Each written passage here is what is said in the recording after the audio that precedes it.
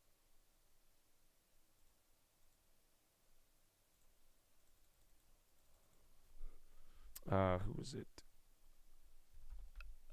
Keynote just ended on AWS. I'm getting headlines here. Annual general meeting. No, it doesn't even show up as a corporate event.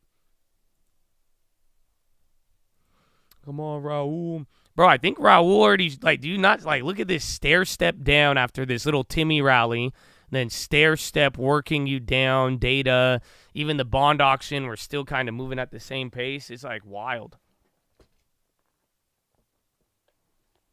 Did you happen to see the question about trading, whether or not you lose 6% of the value every time you sell? I didn't see the question at the time. I could probably go back to it, but you do lose that much. Yeah, that's why, I work with a lot of real estate agents. That's why I tell you, you guys should probably all get your real estate license no matter what. You could at least save yourself 3%. But yeah, so like every time I sell a house, I have to pay a commission to the selling agent as well as the buying agent. Now, usually I get a good deal with the seller's agent, but at the same time, yeah, you are getting clapped on that every single time. So you have to factor that into your cost. That's why I say I need a certain margin, because after repairs, work, taxes, and then now those fees, it's like you got to make sure it makes sense.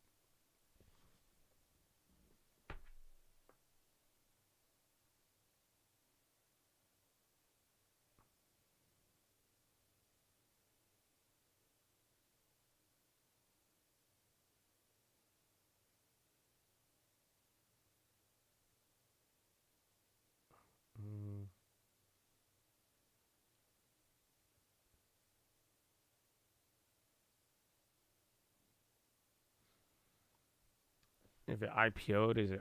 Yeah, Pinduoduo? Yeah, Pinduoduo's existed for a minute. Pinduoduo is Temu.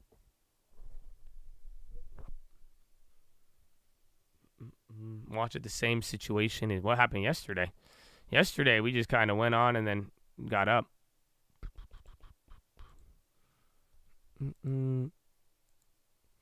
Why don't you get your license? I mean, that's what I did when I was younger. So I didn't renew my license because different liability and other work, and I wanted to do certain things. And then at that point, I have agents. I have people who will list the house for me for free. That's it. And then I just give them all my deals. So like I have that's how I do most of it. So like even when I buy a house, even if I get a good deal, like if you refer me a good sale and you're an agent, I'll let you list it and then you could take it if you get me the buy deal. But then I also have some other people, I let them, they're down to sell it for a real low price or even for free for me as long as I give them my next listing or if I give them my buy listing. So they'll sell my house for free if I buy with them. That's, good business. Like every 4 years you got to renew.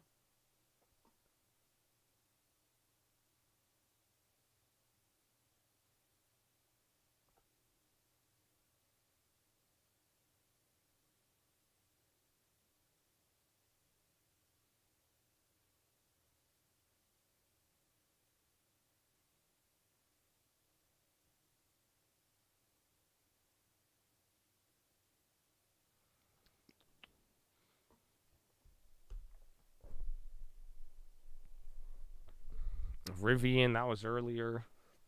I'm spying, and I'm down on the bond play now. That one kind of clapped. Did the other one come down? No, the ZQ. Forgot about him. Even the ZQ was right at the same price from earlier. Looking for another LT contender, Hormel. I like Hormel. I like that. I've heard of them for sure. Hormel makes a lot of stuff most people don't know about. You passed the test. Let's go, Alejandro. Horn. Spy bouncing too. Even the Spy like it, bro. Spy's like, hell yeah, Alejandro. But no, I don't think I'm looking to add anything more to the long term besides stuff that we already have. Let's go, baby. Amen. But Hormel is, that's a name you all know about. Doesn't Hormel make Spam? I think Hormel makes Spam. They own a lot of little food products that probably most of you consume. Guild FDA, whether CAR T treatment for cancer can cause lymphoma. There was another Guild headline earlier. It just didn't move anything. Gilead. The Hormel complete meal. Yeah, bro. They make mac and cheese. Yeah, Hormel is everywhere. Hormel chili. Mm-hmm.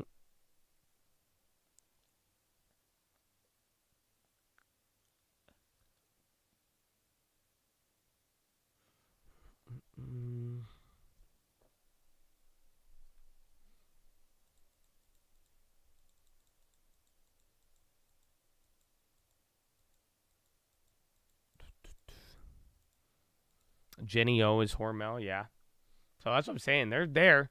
I look at their financials, but again, we've added a couple of new names, but I think I'm over adding new names to the long term. Exit here or keep pushing? What do you mean, on the bond play? No, I'm going to hold that shit. Again, that bond auction wasn't as good, and if anything, I mean, we are shorting the bonds when they're up. I mean, TLT's kind of red, but this was already like a big move from yesterday. And then I'm glad I closed out the MES, but I think we're moving slow, unfortunately. So that bond play could have been bad positioning, but at the same time, it's not like we're like moving. It's 35 million in volume again. I think the catalyst vacuum is back 2.5 hours still.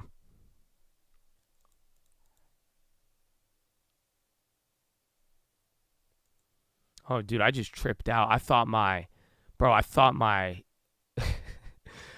my house was on fire. I just looked over and I see smoke. And it was I have this little like diffuser. I'm smelling like this diffuser. You know what I'm saying? It like automatically goes off. And I just started seeing like smoke. I'm like, what the? Oh, no, we could.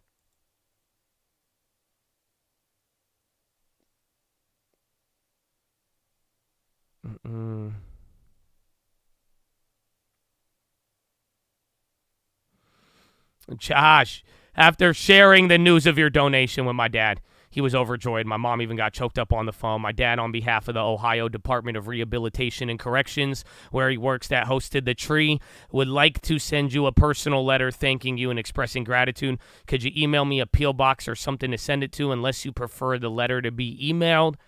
It's up to you. I could probably find you a P.O. box. Usually either like send it to Tyler or send it to Lending Tips or anybody, but I would prefer email.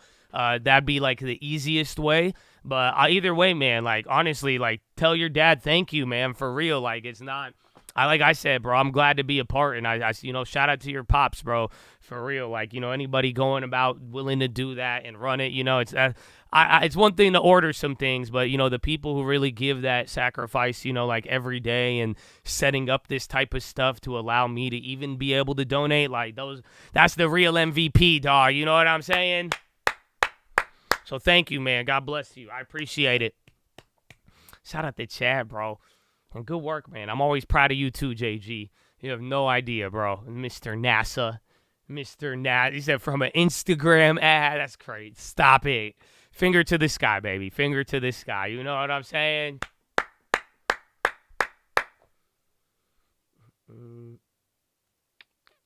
So much. I know, bro. I'm excited, bro. I kind of want to get involved with more angel trees now. I need to find more. I'm telling you, I went hunting in San Diego and I couldn't find, they only had one at the Salvation Army. And by the time I got there, it was closed. I was so mad. I was like, I can't go Monday through Friday. So that's it. The weekends, they played me. Rumors the Cybertruck will cost between $50,000 and $80,000. Analyst Dan Ives reported outperform rating and 310 price target.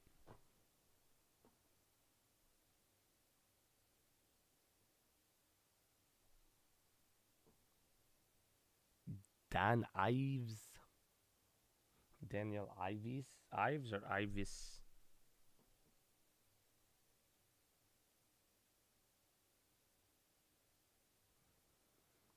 $33 till Barr. Michael Barr, he ain't going to say too much. I mean, he's usually the boring one, but then again, you never know. After what happened with Waller and Timmy, though, you know what I'm saying? Don't let me get ahead of myself.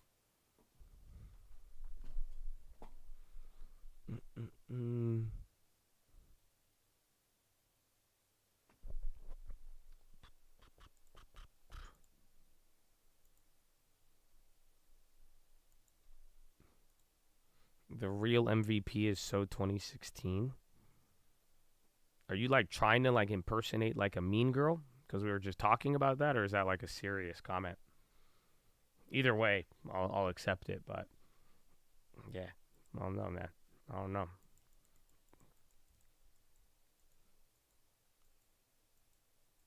That's fetch. Is it because we said that's fetch? That's why. Yeah, that's what I was thinking. I'm like, is that because we said that, or is that like a legit response?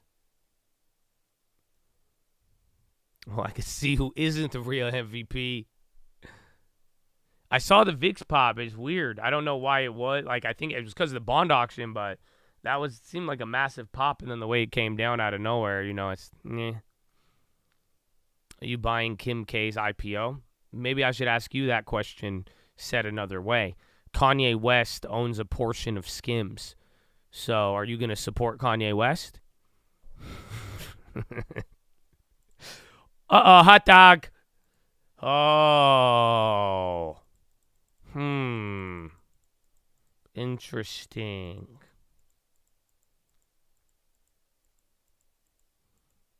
I got a couple more questions, but I'll save them for later.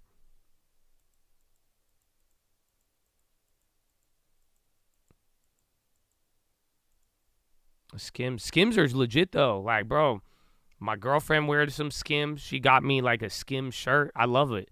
It's actually chill, but like, it just pisses me off that I don't like Kim Kardashian anymore because she messed up Kanye. So I'm like, man, I can't. I'm Kanye's homie like that. I can't say that I support Kim anymore. You're Kanye's homie? Oh yeah, wait, move. All right. Skims. It's like it's the dress that every girl wears, and it makes them look good even if their body don't really look like that. Okay? Listen, I'm not even being offensive or mean because my girlfriend agrees. My girlfriend says the same thing. That's it. That's why the girls love it, bro. They wear these little Skims dresses, bro, and it make them look like Kim Kardashian without ever being Kim Kardashian, bro. It's insane. It's insane. Yeah, it's like Spanx 2.0.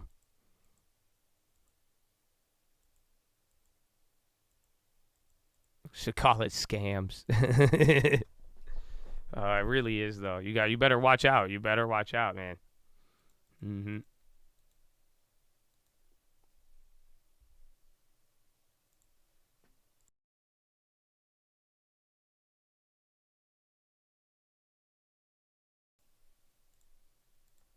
Yeah, it kind of is like wearing a vacuum sealer. It's just super weird. But it looks crazy. Anytime my girlfriend wear, I'm like, damn, that shit look crazy. But that's just unfair.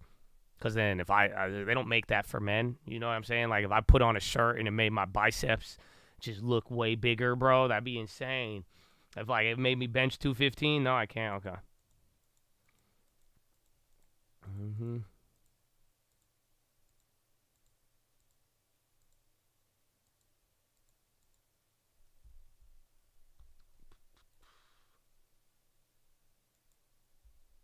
Wall Street's fight for AI talent. All right, Chad. I down too much. I'm going pee again, man. My bad. This is like the old Josh days or something. I need to take another piss. This is awful. All right, I'll be right back. Follow me on Instagram at The Trading Fraternity. I love you. Good morning.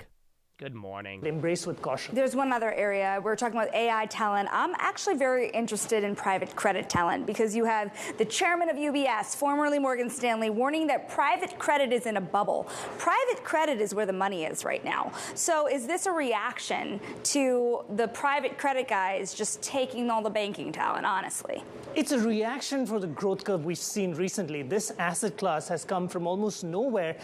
Private credit as a concept has existed for several years, but for the asset class to grow from where it was to $1.6 trillion in such a short time is obviously very interesting. Now look, on Wall Street, we often have several good ideas that work, ideas that offer great returns to investors, much better than what's out there. But when there is a frenzy that accompanies a good idea, it tips over into something more worrying. Less regulation, not enough transparency. These are the kinds of concerns that could lead this asset class into a problem area. And this is a space that is yet to be tested by a serious crisis. And that is all compounded as the bank CEOs take Washington next week, and they can warn the regulators on just how dangerous private credit is. Sri Natarajan, we thank you very much for your time. Now, coming up next, Bob Iger is holding a rare town hall at Disney for all Disney employees. We're going to discuss the details and the future of its streaming business next. This is Bloomberg.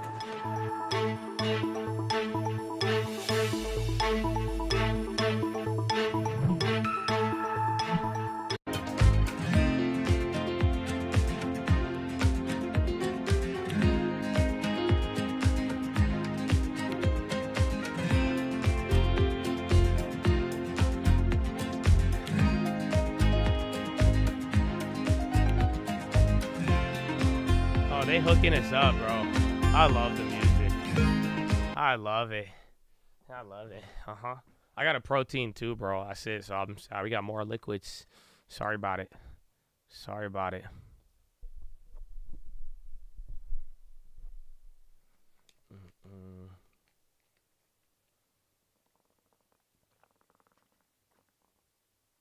In the elevator. That's good. If that song is new to you, then you need to get a long term. Okay, that's all I'm telling. Like if that little like melody and you're like, oh, that sound like that, just get a long term and make sure you hold your long term, because that song brings back flashbacks. Okay, like literally like 2012, 2013, 2014, my house, 2016, 7, just in playing, like, you know, the days when there wasn't a stream. I just like bip bip bip bip bip bip bip bip bip bip bip. It's just, dude, it's. I'm telling you, it's just, I would play over. Like, even my friends have PTSD from it because they don't even trade, but they would just always hear that. Like, it's just, oh, yeah. I love it, though.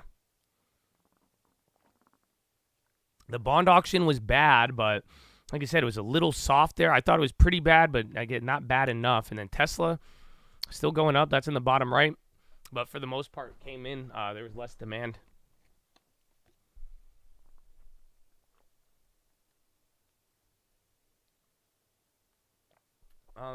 Josh, what is the first stock you would add to the long term if you were starting today? I would add the company that I use the most. So unfortunately, it's not a universal answer. So if that was for you, I would go back and I'd look like, what do you spend your most money on? What company takes your money? You know, really, and what company have you used for a very, very long time? Did someone accidentally clap you on the YouTube? Your messages haven't came through? Really? You shouldn't have. Type something now and say, hello, Josh. Let me see if it's there.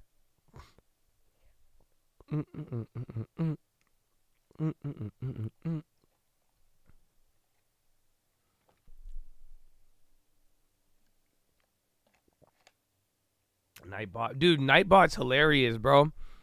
Did it go through? No, it did not. Email me like your YouTube channel, like a link to your YouTube channel. Like go to your profile and email me the link. I could check like that. Otherwise, there's no other way I could check. PDD is Pindua Duo.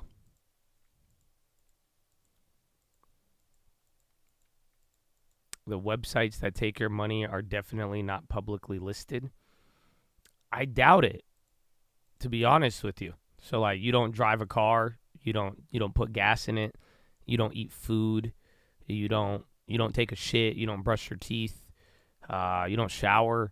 Like, I maybe see where your joke is going, but you know, I raise you one up because it's like, nah, it's really out there, bro.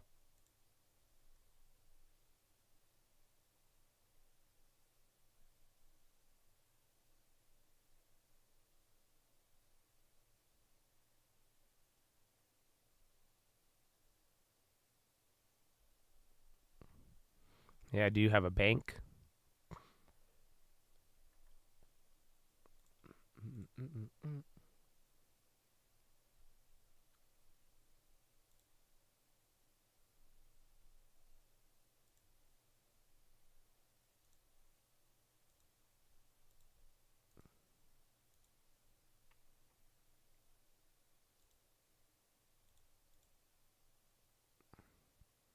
No, bro, you're not banned. That's super weird.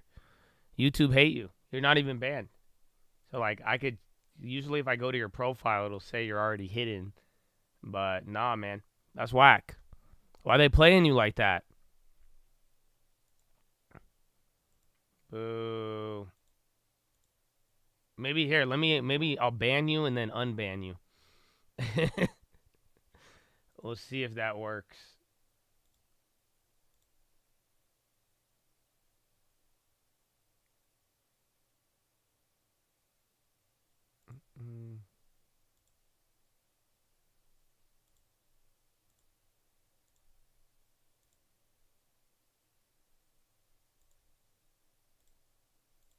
Unhide. All right. Maybe like load up the channel again. Load up the channel again and try again. Yeah, refresh it, close it out. For the last 3 weeks, you've been way more chill with banning people. I mean, I've given everybody like warnings. Like I still have to clap some fool today. I got a couple of people, but like I'm trying to tell it's fair, and like usually if you're getting added to the BBB list, it's like usually I'm answering y'all seriously and I'm giving you a genuine, sincere answer, and then y'all just get hella weird. I live every day like I'm banned.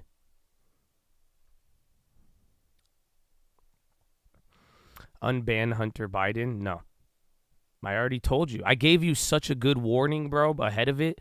I was like, Hunter, bro, you already push it.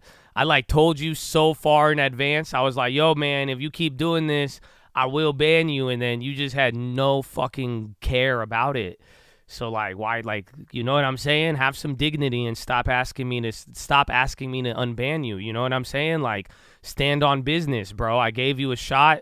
I told you don't do this or this is gonna you know what I'm saying? Again, I was sincere with you. I appreciated you. I offered you a chance. I put my hand out. I said, work with me, brother. And then you said, nah. You know what I'm saying? So why keep asking me to unban you? It's, you know what I'm saying? It's gone, bro. It's gone. It's okay.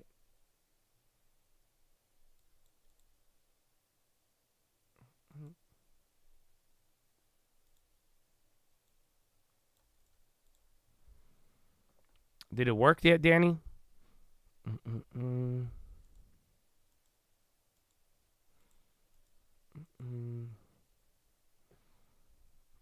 Yeah, stand on business, bro. That's what I'm saying. Why? Yeah, it makes a lot of sense, though. So I still love you. I mean, you're still in the Twitch. Most people, I would have banned you by now if I knew that was your other account, bro. So it's good, man. It's good.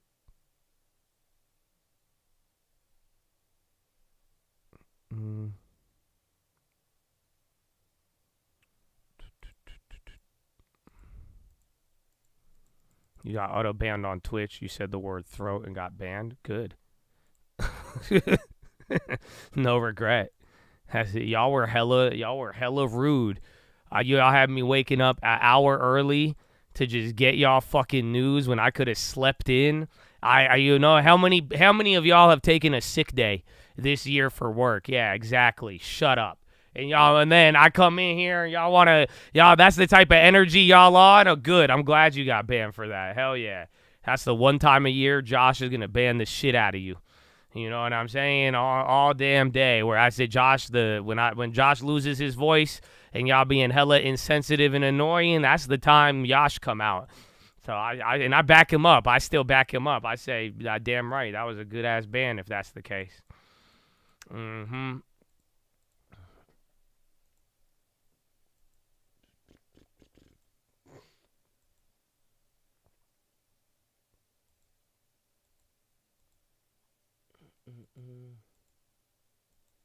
I love you. You're my internet friend. I feel you. I got you, bro. I got you. You don't like my you guys are my internet real life friends. The fact that we're internet friends, but we deal with a lot of real life stuff. So that's why it's like a cool Xbox Live type beat, but more realistic. I love it.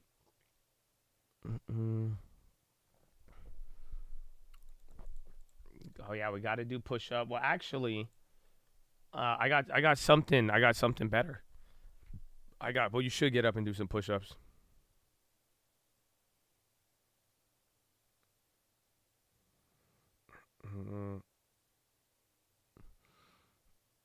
I was gonna lie, we could all have genuine conversations. Just don't be a doofus and you won't get banned. Honestly, I think, like, I don't know, you tell me if I'm right or wrong. I think the people who get banned are the people that are not being themselves and that try too hard. Yes or no? That's it. You're just not being you. If you came as you are, if you came as yourself, you vibed, you communicated, you know what I'm saying? It's just like you're trying way too hard to not be yourself, and it stands out, and it's in a way, and that's why I'm like, listen, man, I got you. We're here for a reason, but it's like, it's not, I don't think you being like, that's not you. I don't know. Something about it. It's just like you're just trying way too hard for it. Shapeshifters.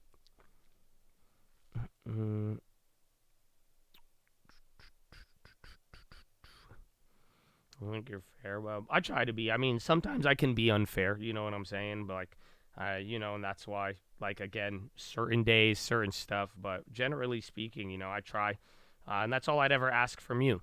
You know what I'm saying? So don't try too hard. Just be yourself, though. And like, if you show that and could bring that effort, that's it. Like, usually, I'm not too fake with you guys. You know what I'm saying? Like, you got to think about it. Like, well, thank you for shopping at Stock Market Live.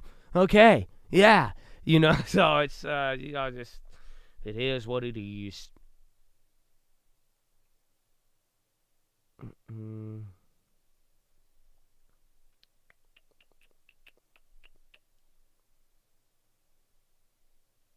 Oh, man. That being said, it may be time.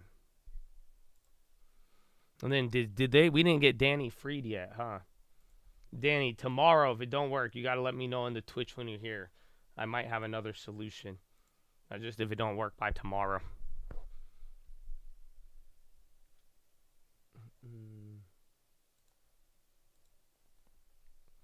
Hey, Josh AI. Nice to meet you.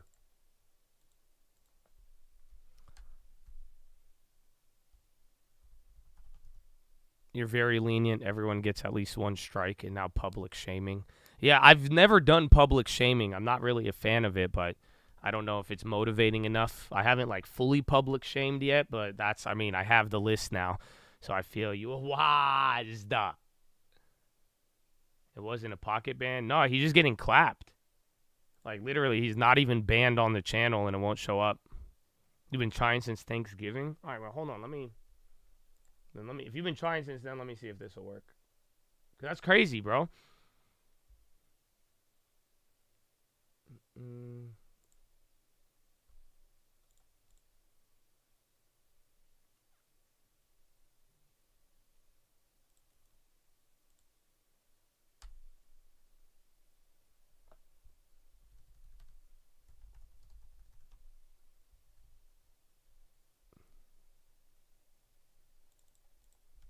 Hold on.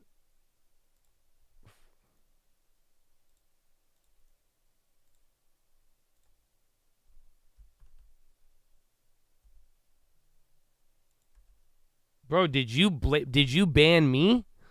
Maybe you blocked me.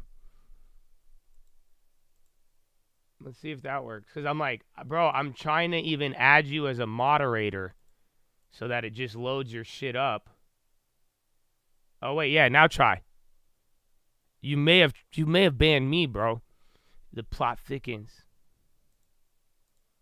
So try to join again, close out, and join again, Danny, and see if it works. Yeah, because there you go. Yeah, I have to make you a mod. All right, what happens if, well, I think you deserved it, but I think that might be the only way. I don't know if I take it away, what would happen?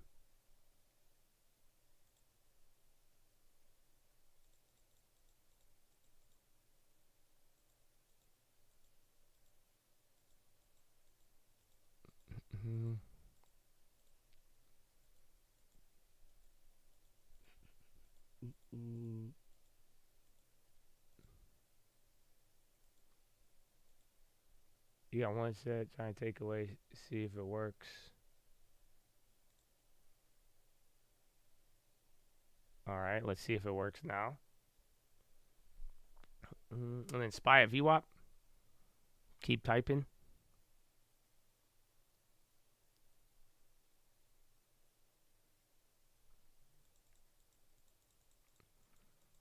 Silly YouTube. No, you didn't. We're about to start right now, baby. We're about to start right now. I just want to make sure we get this. I think it stopped working. I think you could only comment.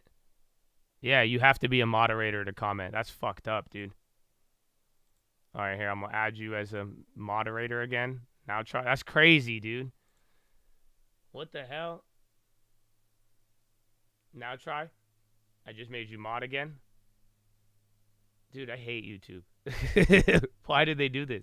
Imagine how many, like, thousands of people have to go, like, literally, this whole, so again, yeah, I guess you earned it, bro. I guess you earned it, you know? You've made a great contribution. I love you, man, so God bless you. I mean, this wasn't in my plan today, but I don't ever want you not here because we love you, bro. So God bless you, man. You have became a moderator. Shout out to you with the assist from YouTube, bro. The assist from YouTube. Let's go, man. That's crazy.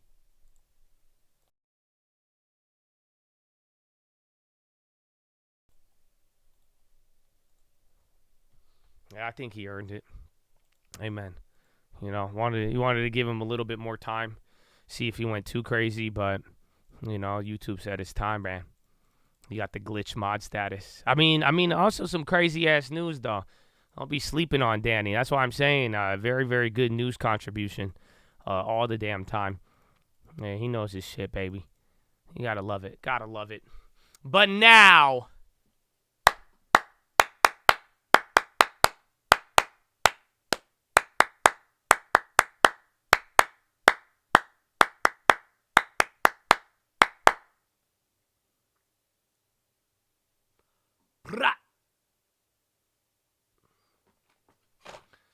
Chatadonia. Y'all ready for this? Why did I start it off with brat again? I don't know. I gotta stop doing that, bro. I gotta stop doing that. Oh, man. But today's PHILO.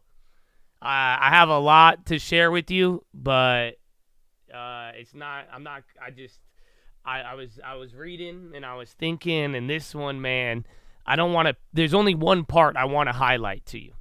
There's really one big thing, and I learned this, and honestly, it's dangerous what I'm going to share with you, because I learned this and it kind of blew my mind, but then at the same time, you got to be careful, because I hope this doesn't apply to you.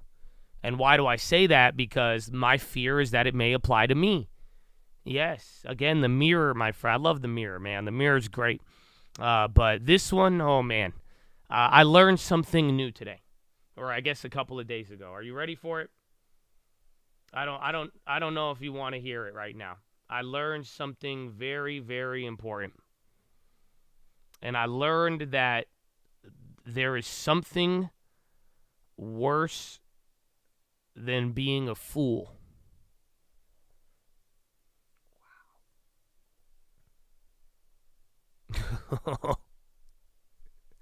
What is worse than being a fool, my friend? Have you ever thought about that? You think broke? No, not actually. You know, you could be broke and not be a fool. Maybe broke as a result of foolishness sometimes. One that argues, being ignorant, being stubborn, being lazy. Oh, somebody said it. Oh, man. And again, like I said, bro, some of you, this is going to hit. Some of you, it's not going to hit, and that may be scary. But at the same time, like I said, bro, I had to think about this one, because again, you know, I said, Lord, man, I hope this, you know, please, I don't, guard your heart, my brother, guard your soul, like, for real. You want to know what is worse than a fool? Proverbs 26:12. There is more hope for fools than for people who think they are wise.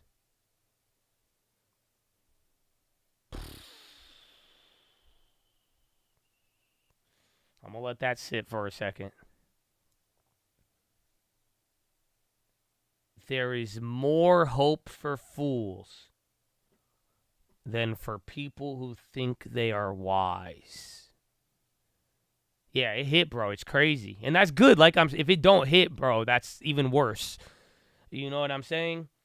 And this you got to think about it. We're all humans, dude. Like, come on. Like, no matter the humblest of all of us in here, throughout life, you are going. Some moments you like, I'm the smart, I'm a wise mother.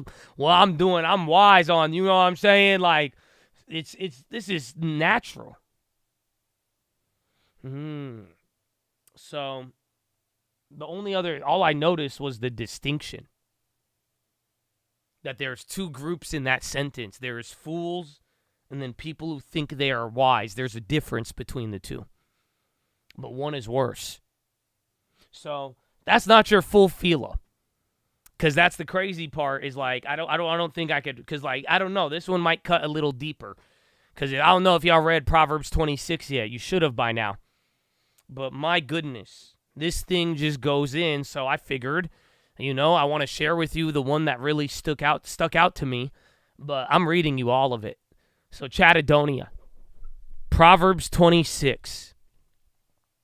This is your PHILO of the day.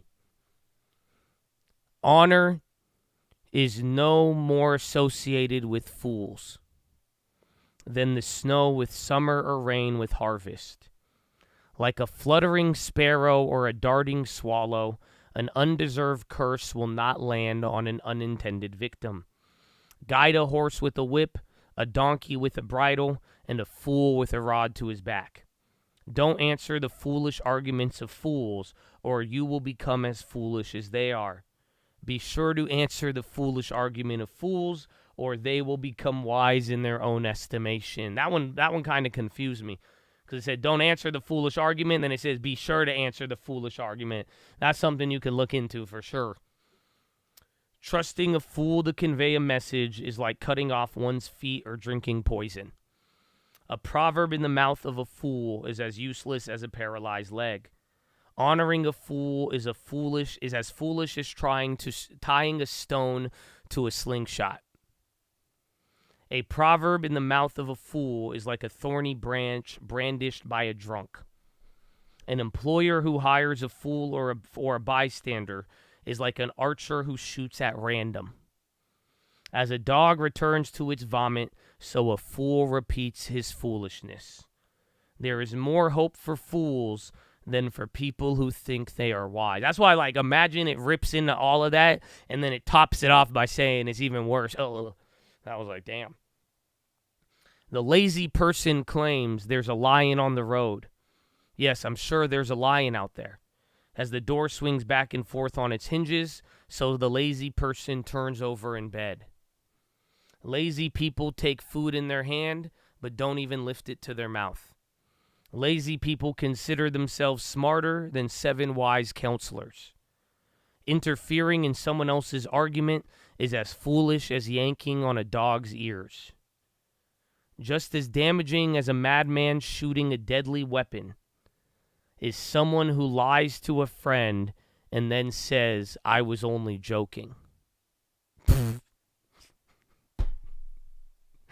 You've heard me say this one for a long time. I'm going to say that one more time.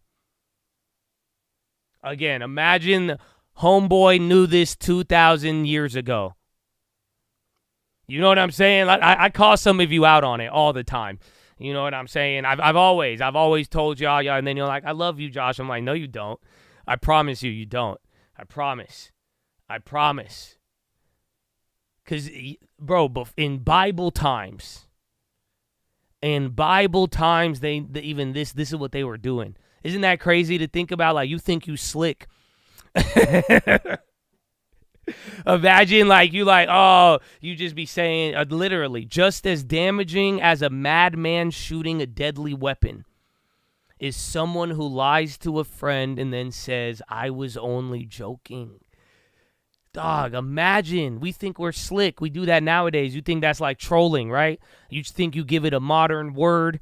You give it a modern connotation. No, thousands of years ago, It was the same sort of side eye. Damn. Just as damaging as a madman shooting a deadly weapon is someone who lies to a friend and then says, I was only joking. Fire goes out without wood, and quarrels disappear when gossip stops. A quarrelsome person starts fights as easily as hot embers light charcoal or fire lights wood. Rumors are dainty morsels that sink deep into one's heart. Smooth words may hide a wicked heart, just as a pretty glaze covers a clay pot. People may cover their hatred with pleasant words, but they are deceiving you. They pretend to be kind, but don't believe them. Their hearts are full of many evils. While their hatred may be concealed by trickery, their wrongdoing will be exposed in public. If you set a trap for others, you will get caught in it yourself. If you roll a boulder down on others, it will crush you instead. A lying tongue hates its victims, and flattering words cause ruin. So there's a lot there that I could have gone on. I told you, some stuff stood out. But I was like, I can't not read you all of this today. So I hope you guys see it. I hope you enjoyed it. And it's again, like I've always told you, the shit hits because you care. And that's good, honestly. I'd be more concerned if none of this made you take a second look at yourself.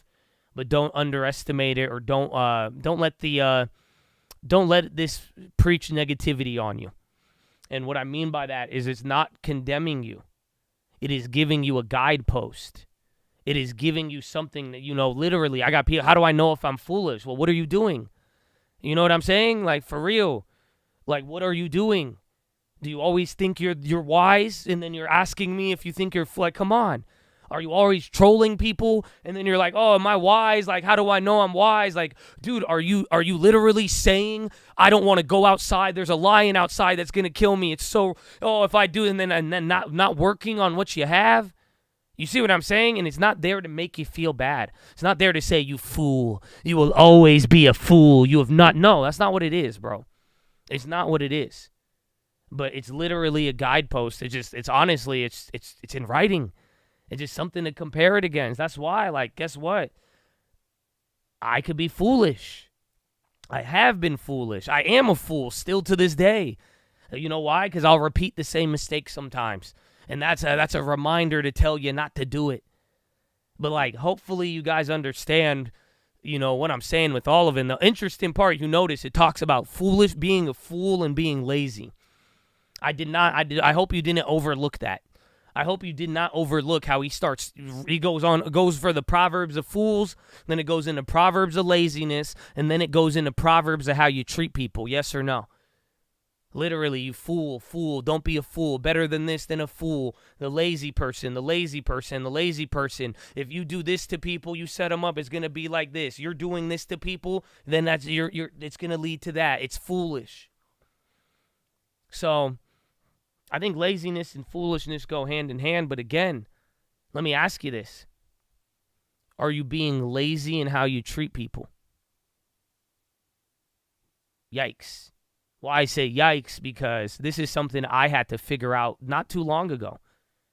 This is something where some of you are like, man, Josh, you're a little nicer. Yeah, you know why? Because I was being lazy. Yes or no? It's so much easier to just ban you. It's so much easier to not try to understand. It's so much easier and faster to just go to the non answer that would have actually led me to, like, okay, let's think about it for a little bit. Think about it. It's laziness. You don't want to, like, literally, you don't want to, like, all this. You want to comment on the news. You want to comment on all of it, but you're lazy with it. Why? Because you don't want to listen to what people have to say. We could go down the list with all of it, and it's okay. I'm not saying you're a bad person. I'm not saying you deserve to go to hell because of that. I'm saying I've done it. I'm saying I honestly might be able to call you out because eventually I couldn't ignore it in myself. It's laziness. And it's a fool to be that lazy. And it's foolish to let your laziness turn into how you treat people in a certain way. So at the end of the day, that's just me adding to this to tell you, hey, use this as a guidepost. You know what I'm saying? For real. No condemnation. I hope you know that, man. That's what I got to work with, man. My relationship with God, again, man, I told you, the struggle for the soul, bro, it's just way more important to me. But it's like, this is what I have to do. And I hope all of you, man, and it's okay, but like you got to realize if you start listening into the things that are going to make you good and then you start shying away from them because it hurts your feelings or it makes you feel away and you feel like, no, that's not what it's doing. It's literally not. Go ahead. You're going to fall. You're going to fall. The righteous man will fall 1,000 times and get right back up again. It doesn't say the righteous man never slips. It does not say that. It says you will fall, but you will get back up. That is the whole point of having a guideline. So that's why I felt the need to read it all to you. And again, November's almost over, baby. So I really hope the wisdom of Proverbs, again, this will be with you your whole life. This will be something you can give to your children, and this is something throughout your life. You're going to read it again and again and again, and I'm sure you're going to surprise yourself at what you did and what you didn't do. And that's why we always need a reminder. So don't ever forget what makes a fool and what doesn't make a fool, and it's not so you could judge people and treat people a certain way or so you could condemn yourself. It's so you always can stay on that narrow path, my friends. So, Chattadonia, I hope you enjoyed that. I hope you take it to the bank, and even better, I hope you read Proverbs. But that is your philosophy, ladies and gentlemen. Make sure you guys are hydrated, healthy. Oh, no, I forgot. I keep butchering it. That's it, man. That's it. That's the PHILO. That's it. Drink the water, hydrated, healthy, all of that. Like the video. Make sure you're subscribed. God bless you all. And amen, amen, amen. Yeah, Proverbs go hard, bro. It really do, man. It really, really do. It's a gift, bro. It's a gift. So, amen, man. And just, all of you, just be wise, bro. And let's get it, man. Let's get it. You got that potential. You got it in you already, baby. Already. Ooh. So, that's it. That's it for now. That's your PHILO. We good. Let's go. Danny in here now. We good. Everyone good, bro. Amen. Thank you for sunshine. Thank you for rain. About 8 p.m. You got to wait till post PHILO. Let me see if I can look into it, though. But if it's something I don't know about, like I'm saying, and a penny, I have no idea. Apollonomics, that sounds wild. I have no idea with this one, unfortunately. I could probably look a little later, but I have no idea what it is.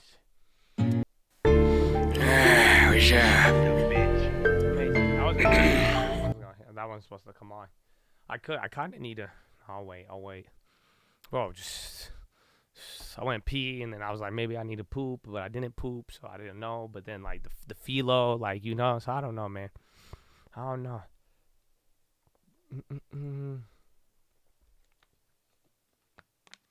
I still want to buy an F-350, but I don't know, man.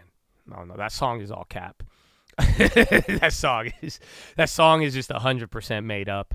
There's some truth to it. Like I used to say the same thing when they were slow up in the fast lane. You know what I'm saying? But like, it's just that song is cap, dude. It's like full cap. Like I've never loaded up an F-350 in my life, man. It don't miss though. It don't miss. Yeah. Like I have a Tesla. It's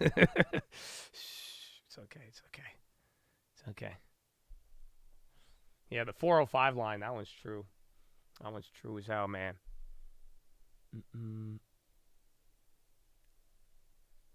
I do drive on E, though. I do. It's bad. It's bad, though. And then I need to go somewhere, and I hate it. I hate it, because then I'm like, I have no gas. Because, like, I don't need that much gas to go to the gym. But then when I need to, like, drive, I'm like, no. I'll bet you own a Porsche. No. I will never buy a Porsche. They lost me with that Jesus ad. That's it. That sucks. Unfortunately, there was just a rich Jesus guy who did not like it. And I'm not down anymore. That's it. My girlfriend, I told my girlfriend if she buy a Porsche, she wanted to get a Porsche. And I said, hey, you going to be single. I'm not having no Porsche around. That's it. I ain't doing that. So, yep. I'm very extreme, clearly.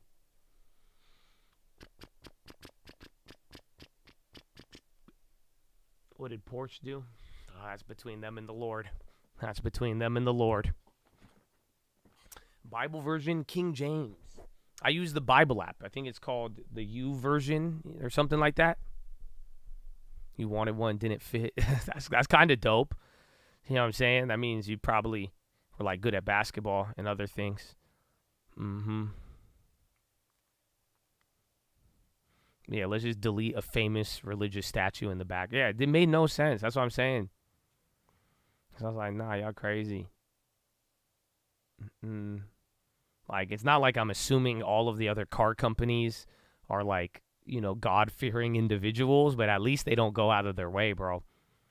Yeah, they slipped it under the... I know, I was down. My girlfriend reminded me, though, because I said it. I saw one. I was like, ooh, I want that. It was a Porsche. I was like, I want to get that. She was like, I thought you don't like Porsche. I was like, oh, yeah, I don't. They look cool. I can't deny it. They're performance machines. They're great vehicles, but, you know, that's it, man. We don't got a future together.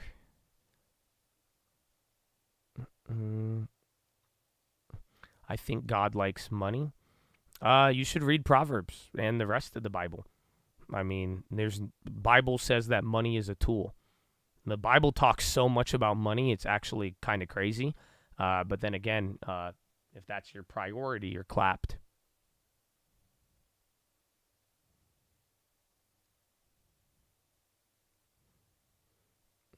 Use the same app. Oh, they have their website? I didn't know that. Yeah, that one's... I've used it for years. Again, dude, on Black Friday, my Bible streak hit 777. And I was like, ooh, we should go shopping.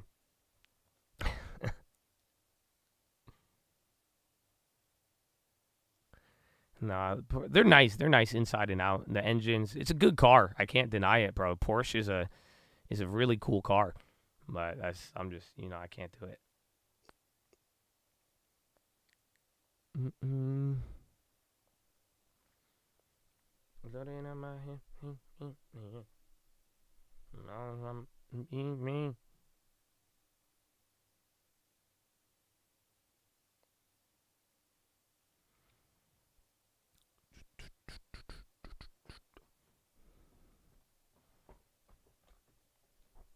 The satanic Christmas tree in Green Bay? No, I did not. I know. You know what I saw though? And it made me like LOL. Did you guys see that did you see that Canada Christmas tree? That one made me lol. There was like a Canada tree and like everybody like waited for it to get lit up. And then they lit up and everyone was like, oh, like it was the worst Christmas tree ever. But that's the only one I've seen.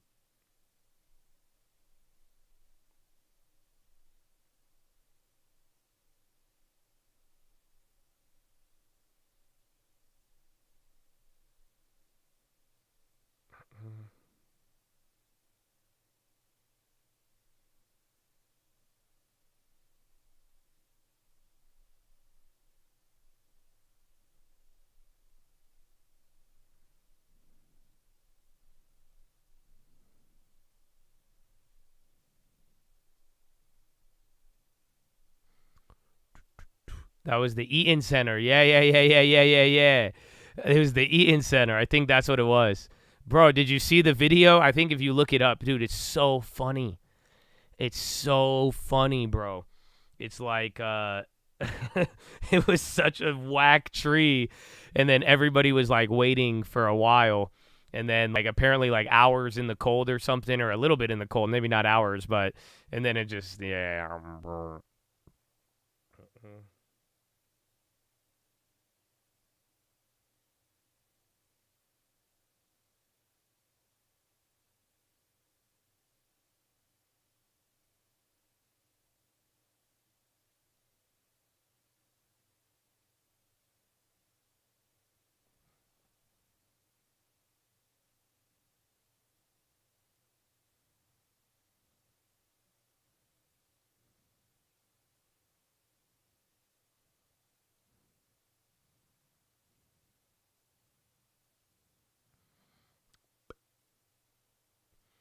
You saw the Porsche. Yeah, that one's all. Let me see. I don't know if. Let me see if I can find it. Eaton Center Christmas tree. Dude, that bond, I'm getting squeezed. I'm down 375 on that.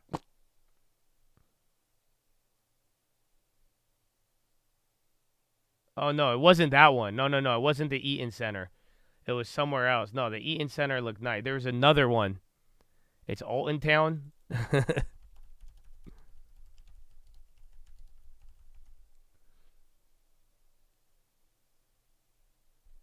Let me see. I'll tell my girlfriend to send me it. I think she's the one who showed me it.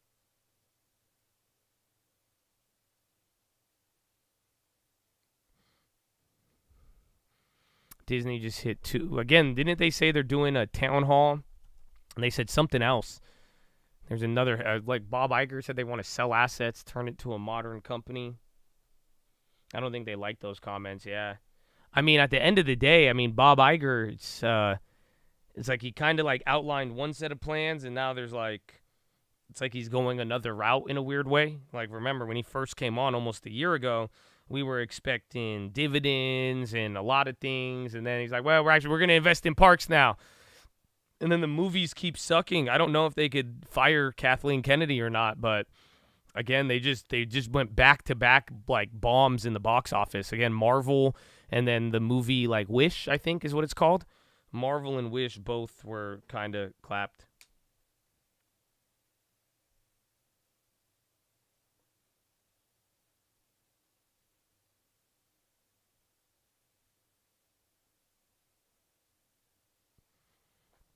End of an era, the Pandaverse. I shorted the bonds after the bond auction, but I kind of shorted it into the low. Then it rebounded a little bit. I shorted ZB.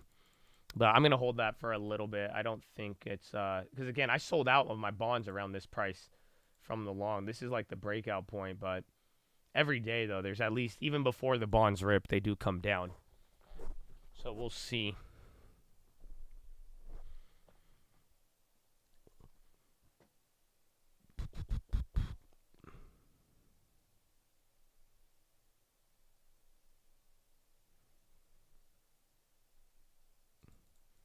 That Disney could keep turning incredible IP.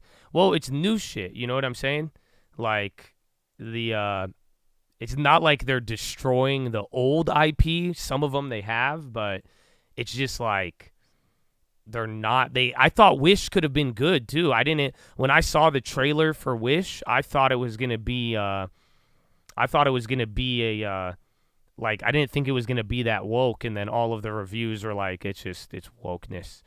And then even Marvel's, that one did not do good as well. But unfortunately, they are sticking to the script.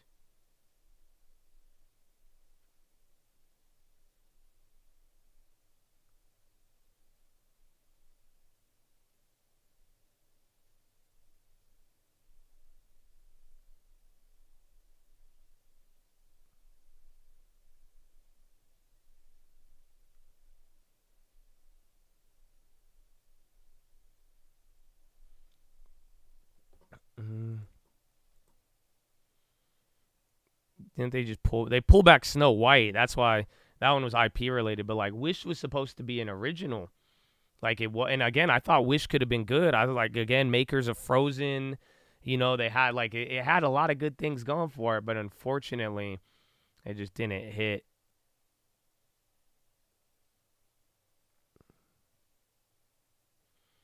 Crazy that they have Bob Iger came back. You got to realize Bob Iger back. That's the thing. But Bob Iger's making good changes, but unfortunately, whoever's the head of their movie division is it's Kathleen Kennedy, bro. Kathleen Kennedy is just not like, she is a force to be reckoned with, bro. She's really not giving up on this. Like, again, I don't know. Maybe they're going for the long haul on it. Maybe that's the play, but I don't ever remember the content being this like divisive, more or less. Thoughts on coin? I like it, but I wouldn't. You trade it, play it with the headlines, but I wouldn't go too crazy on it.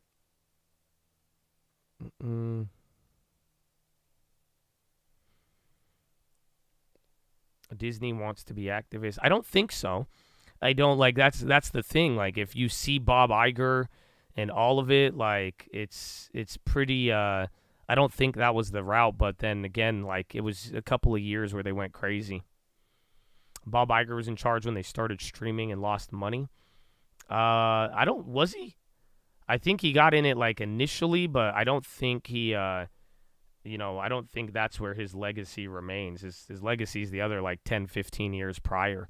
So he built up that company great. I think Bob Iger is actually a pretty solid CEO as far as CEOs are concerned. But he I don't think he gets the bulk of the blame for the streaming, because whoever took over that and all of that, it's one thing about streaming, but then all of the other stuff went down. Again, I don't know if Bob Iger was part of the acquisitions. Then you could maybe blame him a little bit, but prior to that, though, it's like Disney didn't have problems. You know what I'm saying? Like Disney was not a stock that people were tripping about prior to like 2019. Even then, 2019, 2020, it rocketed.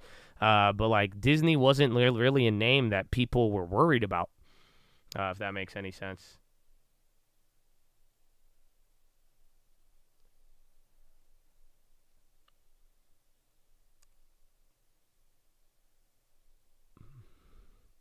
It was the most safe stock, like Apple. Yeah, they had a lot of cash. They had they paid a dividend, good cash flow, good assets, everything. IP. You can go down the list. Fed has signaled strong commitment to get inflation back to 2%.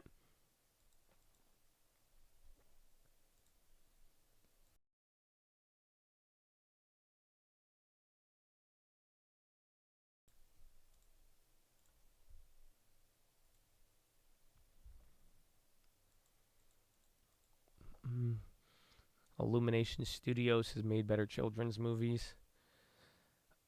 I don't know what movie was. We did this before. What's like the 2023 box office?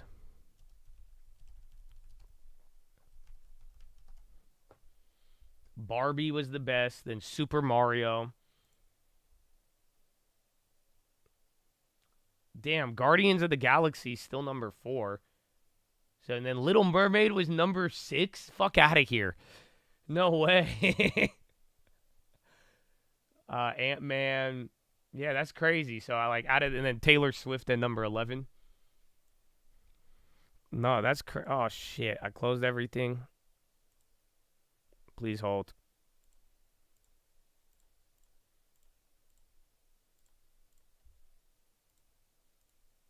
That's Tim Rouse. Gotta make sure we're good. Dude. Oh, where'd the Twitch go? There you guys are. Fed Williams, rising inflation expectation, uncertainty is not a sign expectations are unmoored. Let me see if I can get Fed Williams on, because he is big. He's a voter. No, I don't know where Fed Williams is speaking. I thought it was going to be Michael Barr. So Warner Bros. Barbie is number 1. Super Mario Universal number 2. Spider-Man number 3. And then Walt Disney number 4. Guardians. Oppenheimer was Universal. That's 5. Little Mermaid, Walt Disney number 6. Avatar number 7. 20th Century. Ant-Man, Walt Disney number 8. And then John Wick number 9 with Lionsgate. And then Sound of Freedom. Damn. Sound of Freedom hit number 10? Damn, from Angel Studio, that ain't even look at that's not even a big dog. That's maybe why everybody got mad. Y'all don't know anything weird about that list? I could go down to like 100 names. All you'll see is Universal, Sony, Lionsgate, Columbia, Warner Brother. Dude, that's crazy. Good for them. Angel Studios. Yeah, dude, that's number 10. They got better than Taylor Swift, believe it or not. And then 11, Indiana Jones, Walt Disney. So again, everybody talks about how the movies suck, but Walt Disney was the 5th or 6th best movie of the year in terms of box office sales. Yeah. Warner, though, I'm surprised Warner doesn't do a lot better. Warner is all over this. And then Spy coming down, a little drop on the bonds, too.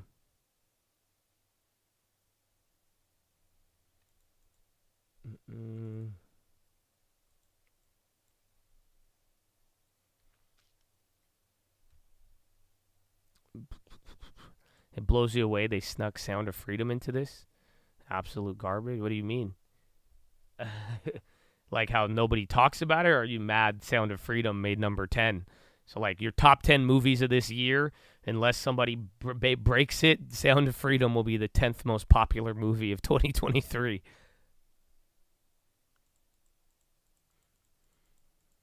Yeah, I mean, I saw it and it wasn't as intense as people made it out to be, and it was just like a good story, if anything.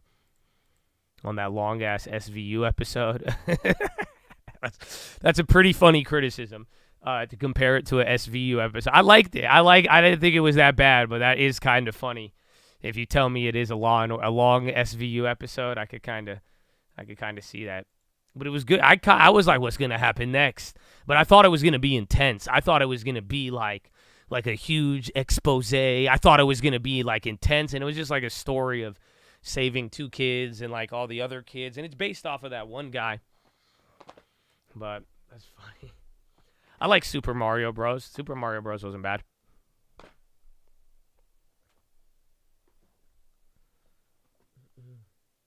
Dun dun. But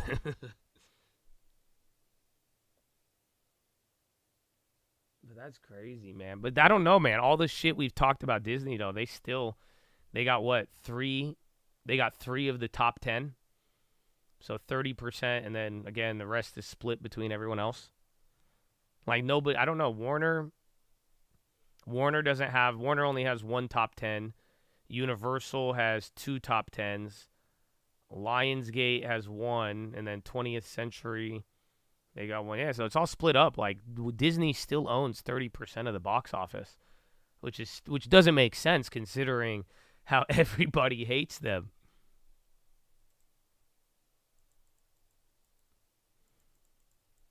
I think the people with children were way more impacted by it. Man, is this going back to me talking about the kids again? Did my mom put you up to this?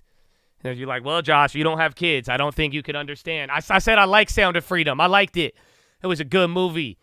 I laughed at the SVU joke. Barbie. I mean, Barbie, I kind of liked it, but like, I'm not going to lie to you. When I left that theater with my girlfriend, I felt like she hated me. Like, you know what I'm saying? I don't know. Like, I watched it with my girlfriend. She said, let's go watch it. I said, let's go watch it. But, like, after sitting through it for, like, an hour, 2 hours or whatnot, like, at the end of it, I felt like she just thought I was, like, just Ken, and she just despised me or something. I was like, man, I don't know, man. But Barbie was good. Yeah, men were on thin ice that month. Oppenheimer. I didn't watch Oppenheimer. I thought Oppenheimer was just, I said it. I told you. I said, I'm not going to watch a 3-hour movie about a nuclear bomb. Like, they lied. They hyped you up, bro. I'm not watching that. I did not see Oppenheimer. So I need to. Because I keep judging it. I'm like, I don't know, man. I feel like that one was all hype.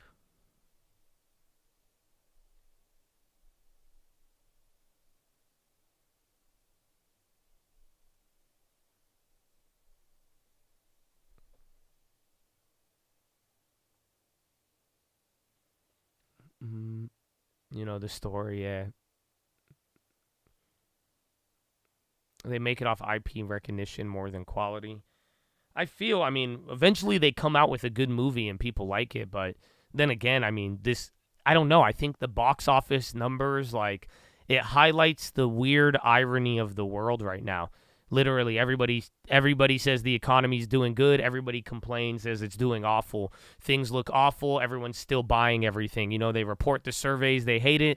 Then they keep buying. Everyone thinks the economy's slow. Black Friday sales do good.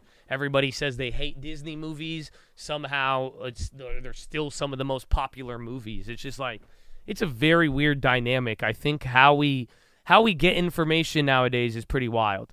I'm going to watch it this weekend, bro. I want to go see The Shift this weekend, but I will go watch Dumb Money. I've heard very good things.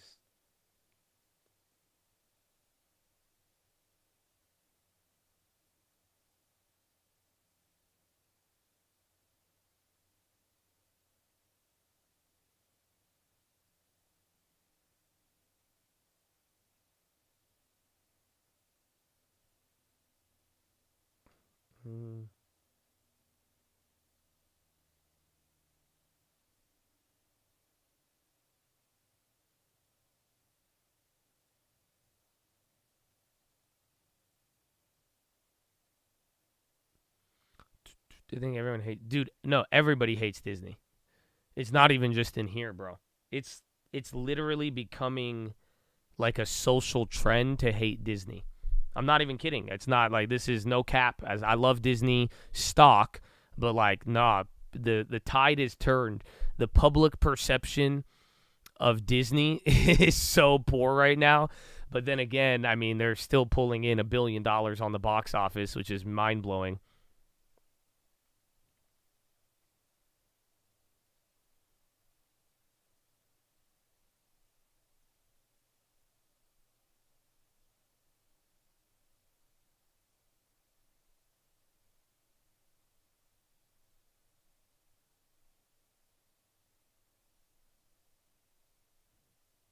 And lost $2 billion in the price. That is the key, honestly. That is something we haven't talked about. That's the real kicker, is that they're spending mad money to, like, they're losing money on a lot of this. That is the real key. That's where we're saying it's bad. Although the numbers are up, they're spending so much to create content that just isn't holding through.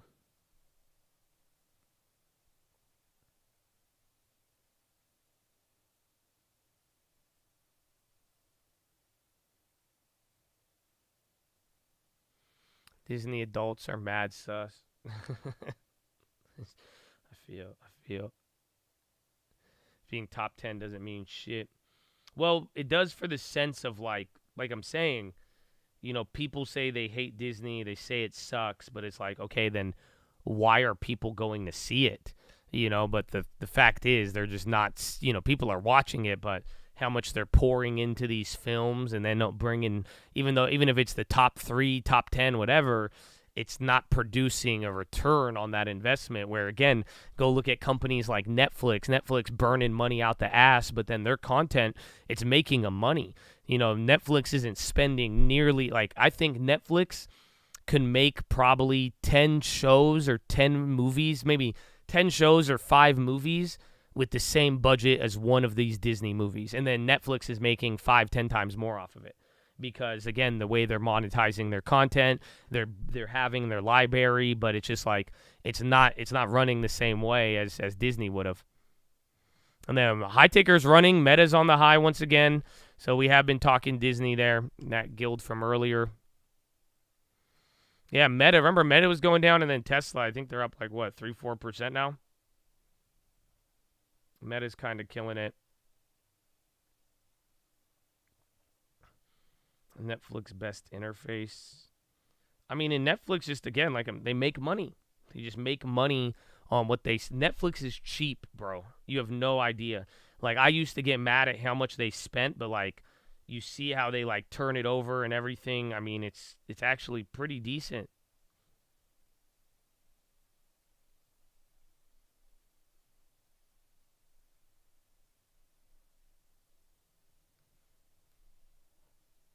What do you think of cake for? I like Cheesecake Factory, but I don't think I have. I don't think I have any. What's it called?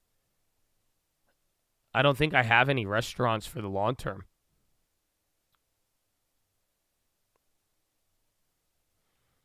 Coherus lighting up alerts. There was some biotech. There's another.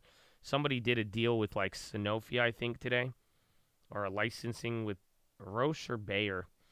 Kind of blanking on that. And again, Beto, crypto's on the high right now. They're moving up. You too good for Cheesecake Factory? No, I love Cheesecake Factory. I've never owned a restaurant stock, really. I don't really invest in restaurants. I guess Beyond. I bought Poco Loco. I bought Poco Loco IPO. I bought Shake Shack. I flipped IPOs on restaurants, but I don't think I own. Oh, McDonald's, yeah. I guess McDonald's, CMG, Wingstop, yeah. I guess, but I don't know. I don't know if Cake has that.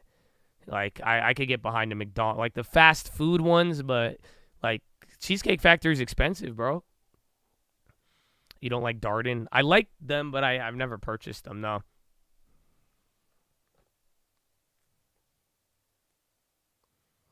Beyond Meat is unsustainable. Beyond Meat is just a bunch of crackheads running the company. That's it, bro. These guys, they should have had a little bit more nutrition in their diet because they acting wild. You know that, bro? I'm telling you, they acting wild. I love you, Gio. God bless you. God bless you, my friend.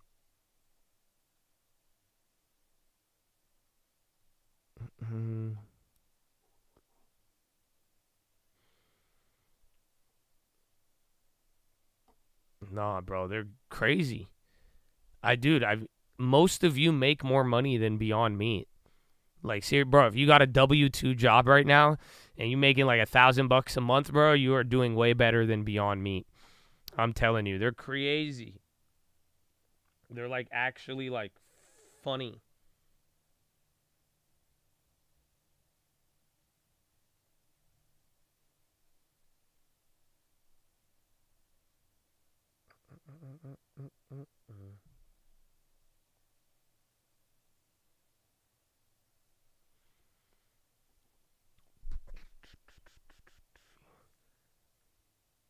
How are they operating? They got a lot of funding. I don't know if Bill Gates is still in it or not. I think he has his own thing, but he partners with them. But they got a lot of early funding. There's a lot of companies like dude, Affirm. I know a lot of people like Affirm, but like when it's all said and done, like Affirm is a pretty wild concept if you think about it. Like they got a lot of their funding early on.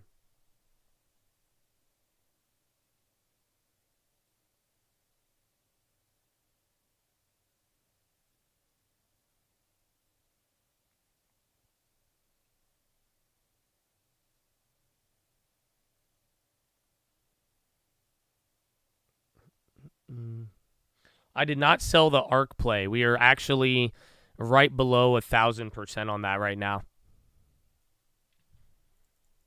But I talked about it yesterday. I think a ghetto spread on the ARC play would be great because you're going to feel bad if that one goes down. But then also, too, with how big that play is right now, I mean, that's a play that could do a lot of damage for you.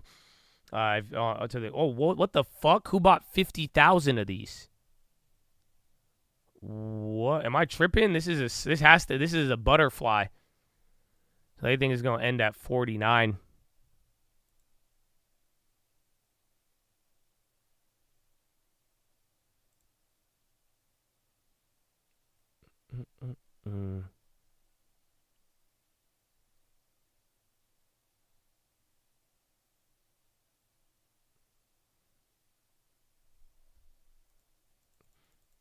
That's huge. It really is. The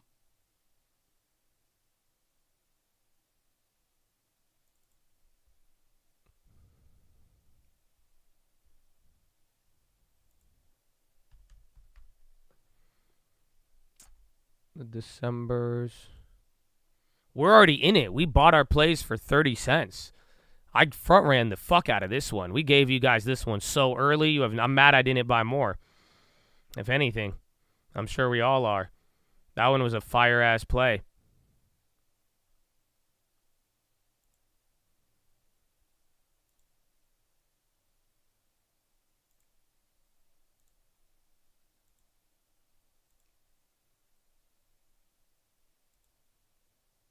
All right.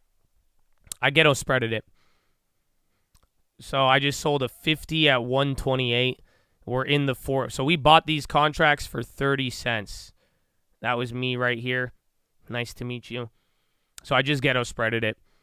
So I did a ghetto spread. I put $300 initial investment. And then right now I just collected $1,200. And then we have about, We have about $4,000 of upside still. So, not so bad. Not so bad.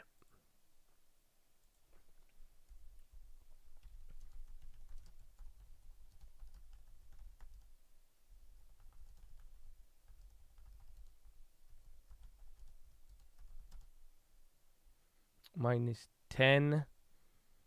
$50 call.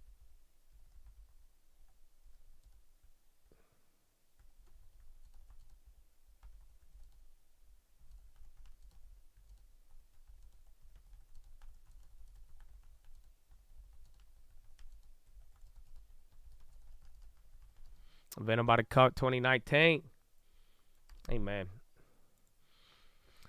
what's a ghetto spread? So I own these contracts. I bought them for $30. And then today I just sold the $50 contract. I shorted it for $128 a pop. So by doing that, I own the right to the stock at 46, and somebody just paid me 400% more to give them the stock at 50, which is $4 higher. So now my play is free. I spent $300 on the whole initial play, and I got back $1,280 today, and now I could still hold the play and make up to $4,000 if ARK goes to $50. Ta-da!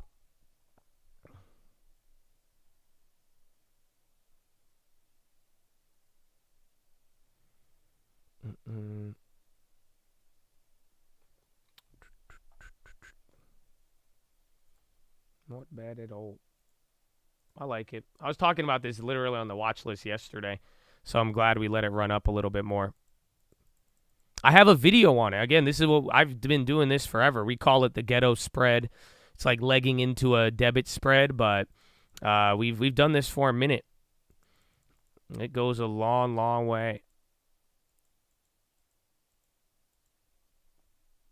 So you could check it. I think the original video is how we turned 500 into 50,000 on the TLT, but that's what I did. I ghetto spreaded it, and it allows you to walk away with a big bag and still have upside. So now we could still play ARK, but we're not going to walk home losers. So no matter what, get $1,200 cash from a $300 investment. Run it up, run it up.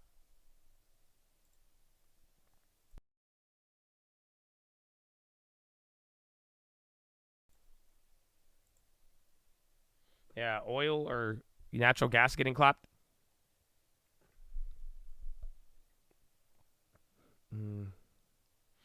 I did come up with the term ghetto spread, and it was met with a lot of resistance from the trading community. But, I think it's an honor. Because it is. It's a spread. It's a debit spread, but you just do it a little ghetto. The appropriate way to say it would be legging into an option spread, but that's okay, buddy. It's the ghetto spread, baby. It's the ghetto spread. That's it. You're holding the debit spread. We just got there a little different. You know what I'm saying? A little different.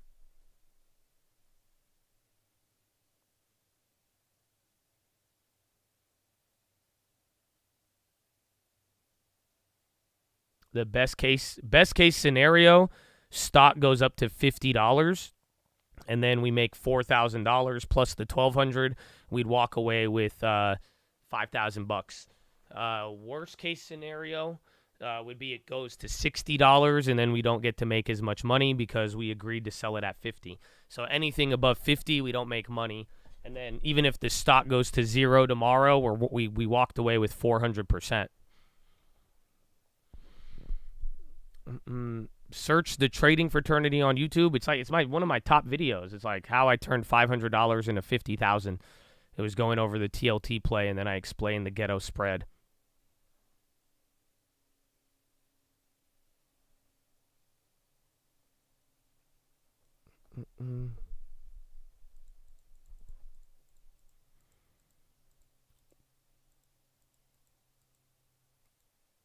On Chewy, I don't have a dog, so I've never used Chewy in my life, unfortunately. I know people like it, but I know they have a lot of volume, but then their margin is just awful.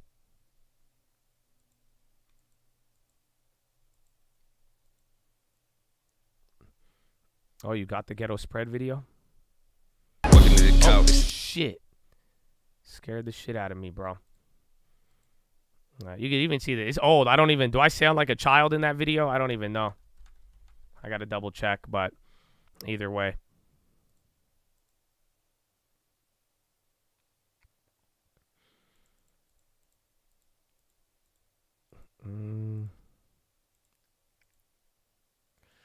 Scared. I know. It scared me too, bro. It scared me too.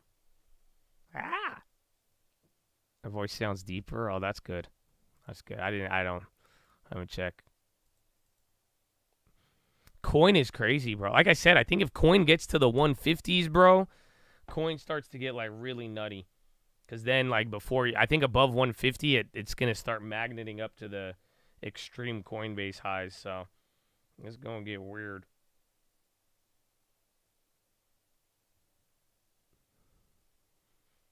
GDP tomorrow could be big. I mean, guys like Waller were talking about it today, but also, too, I think the catalyst vacuum has returned. I mean, even with the pumping from Waller and Nick Timmerhouse, and then even a bad bond auction, we kind of are moving in a very, very weird mode right now, more or less.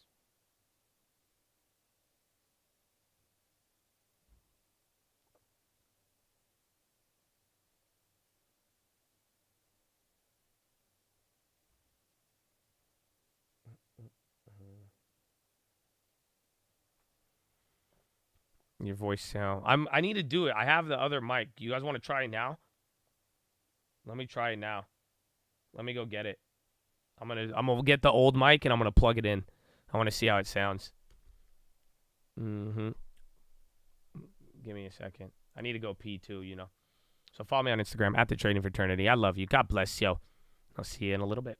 As you mentioned earlier, a huge purchase of dollars that I'm just not sure they're going to be able to do.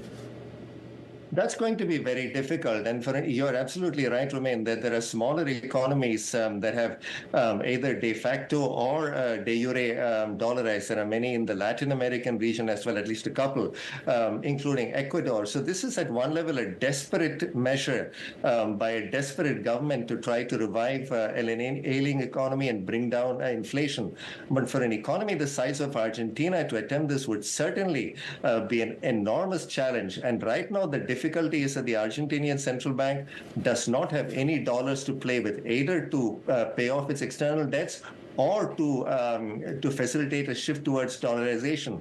The official gross foreign exchange reserves are somewhere in the range of $30 to $40 billion, but the net reserves, there is the dollars that Argentina actually has to be able to conduct this transaction are seen to be somewhat negative because of all the commitments the central bank and the government have made more broadly. So even the transition is going to be very difficult, and you're absolutely right. To get enough dollars for the currency to become the de facto and de jure currency of the entire Argentinian economy, that's going to be a very difficult challenge.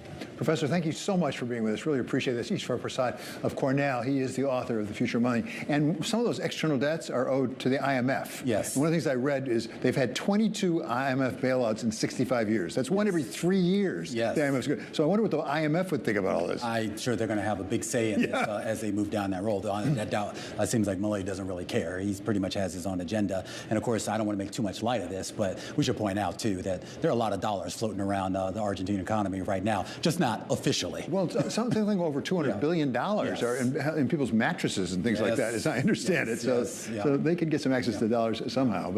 And you're right, you should make light of it. There are people really suffering because of this down there. And then on Friday, we're going to continue the emerging markets conversation with Joseph Sitt. He's founder and chairman of Thor Equities, and that's going to come out at 6 p.m. New York time, Ramin. All right, and of course, David Weston joins us every day around this time for our Wall Street Week daily segment as we round off into the final hour of trading here on this Tuesday afternoon. U.S. equity markets treading water right now, but most of the action is in the Treasury space.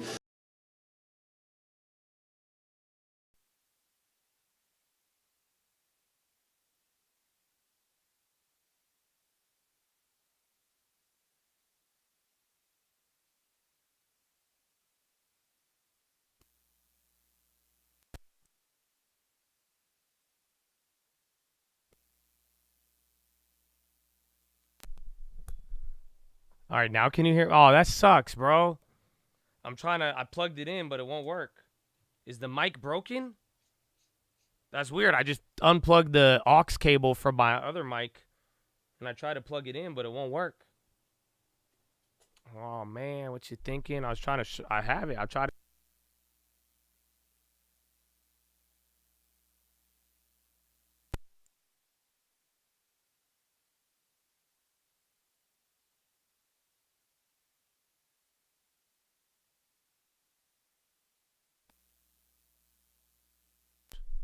Yeah, no, that's crazy. Yeah, you heard that. I just clicked. Yeah, it won't work. I have another wire. Maybe that will be it, but that's crazy. It usually works. You heard it? Let me see. Disney, again, there was some news earlier that caused that reaction. Oh, well. Oh, well.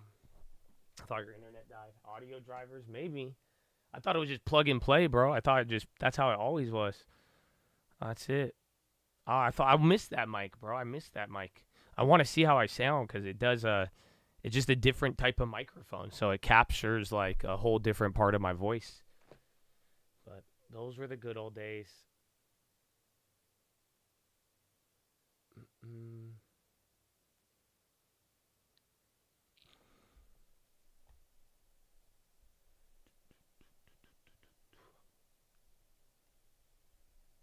It doesn't require fan. It just you plug it in. That's it. Just like it's like a mic. It's a Rode NT2A. It's like the OG. It's like you've seen the mic before.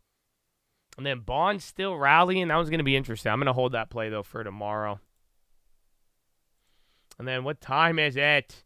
2 more minutes till power hour. You still got another hour, ladies and gentlemen. Another hour.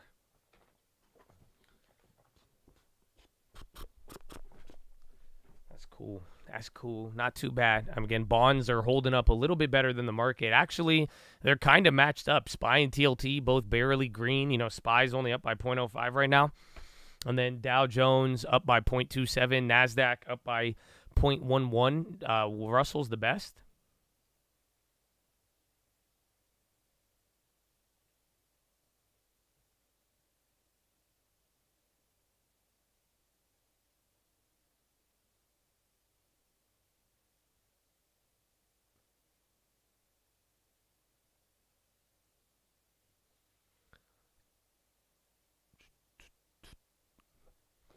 Markets want to sell. I mean, dude, every day. I don't know. Excuse me, I just choked on my spit.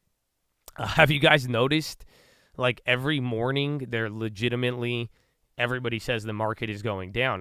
We, like, start off slow, any single one of these, and then we just start moving back up again. So, I don't know, man. I don't know.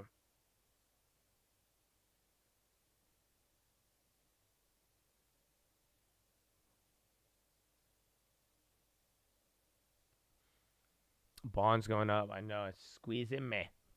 It's a big move, man. Day-to-day, on a day-to-day basis, these things go crazy. It might get worse. Again, like I said, Monday till Wednesday, it's its own little category. So then tomorrow, we're going to get GDP. And then we're also going to, after that, then get the PCE. And then maybe we start moving more. But other than that, we kind of are a little behind. And that's what I was saying. We might be in the catalyst vacuum until next week.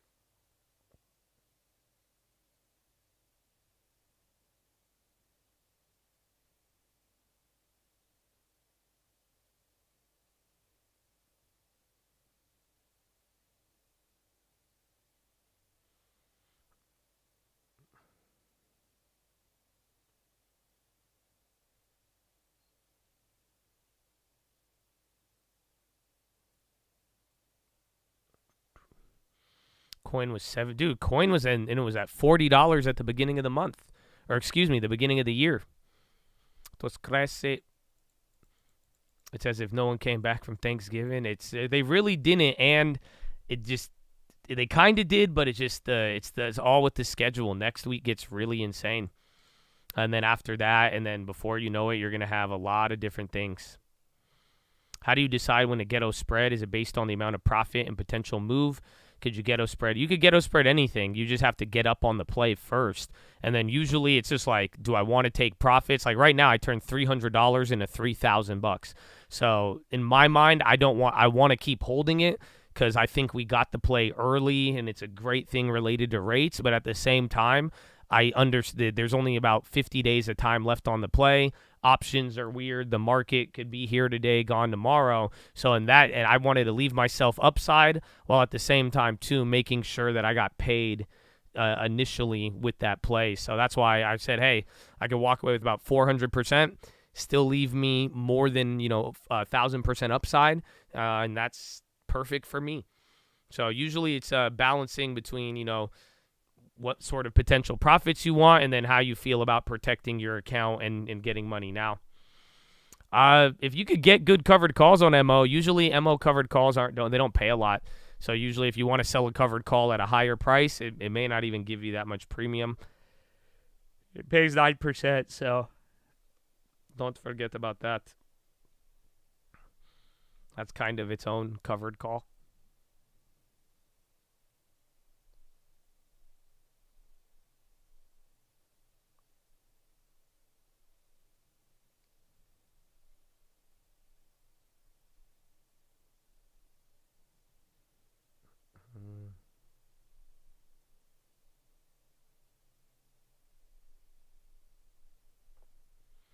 PayPal all day. Does your video on 1,000% still work? Frogging options? Yeah, I think frogging, I mean, especially with dailies, again, we were the ones looking at there, but I think the only thing that doesn't work is how to snake the chain. So the snaking the chain, it still works, but you don't see it anymore. Like, you see it very, very briefly. Otherwise, snake the chain has gone away. The bond auction was actually bad, but the bonds are higher and the market is just right at the same price.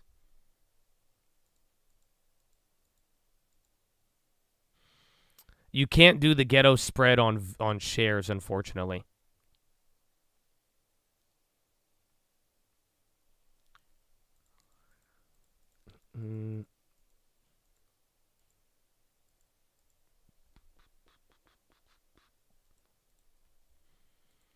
Attracure extends declines down 19 after Needham note.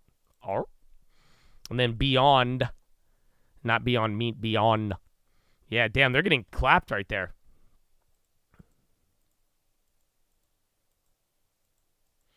GDP data, I mean, I was thinking it's really important leading into this week, but the way things have been slowing down, maybe it calms us. But at the end of the day, I mean, GDP, it's the final estimate on that 4.9 number. It could move a lot, or maybe it could confirm or change a lot of what we've been thinking about over the last couple of months. And watch the video. Yeah, no shares, no shares. And then you should API your newswire on a Twitter so Chaz could follow it. No. I like it how it is now. Like I said, bro, I've given a lot away of stuff, but everything, 90% of what I've done gets just taken by some fucking opportunistic motherfucker and then put behind a paywall. So I like how it is with it. I'm sorry if it's inconvenient for you, but I like my secret sauce, the special sauce.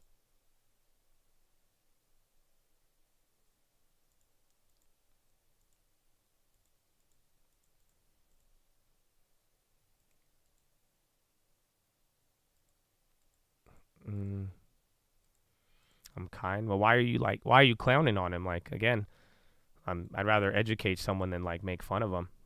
Wait, bro, are you already on the BBB list, bro?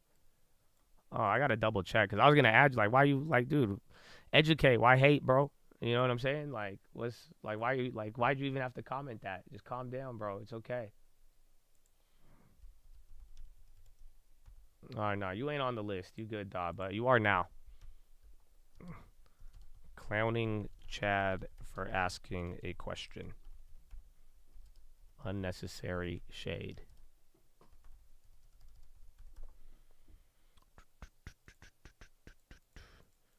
Instructions unclear. Reverse pay. Whoa, we got reverse paywalls, baby. I love you. Oh, sorry. The horde.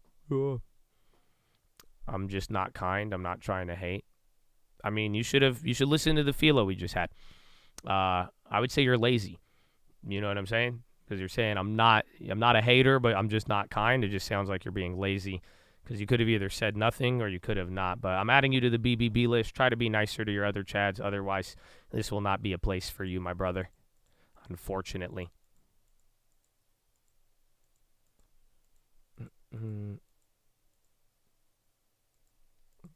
No one's throwing shade on you. They were throwing on the ghetto spread question.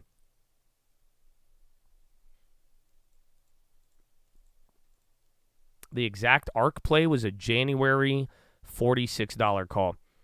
So I put it on a watch list. It even went down. So the play shot up and then it came down 20%. And I talked about it on the watch list. We called ironically enough, I called the ARC play the ghetto rate cut play, and it ended up working out. So it's actually an old play. We did it at the beginning of the month, I think.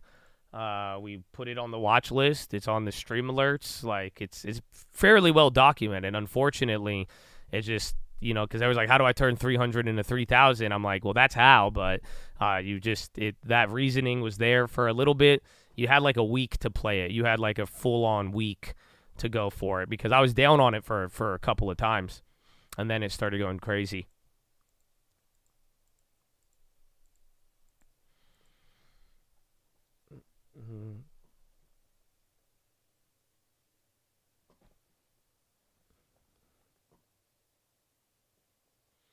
Was I someone's trader or self-learn? No, I taught myself. I mean, again, I don't think I know too much about like crazy trading, or I guess maybe I just keep it simple. But like long term, I just learned over time and studying some of the greats and trying to pay attention to common sense and universal truth has gone a very, very long way. But I didn't really study in it. My degrees are in other things, but I've had a knack for it.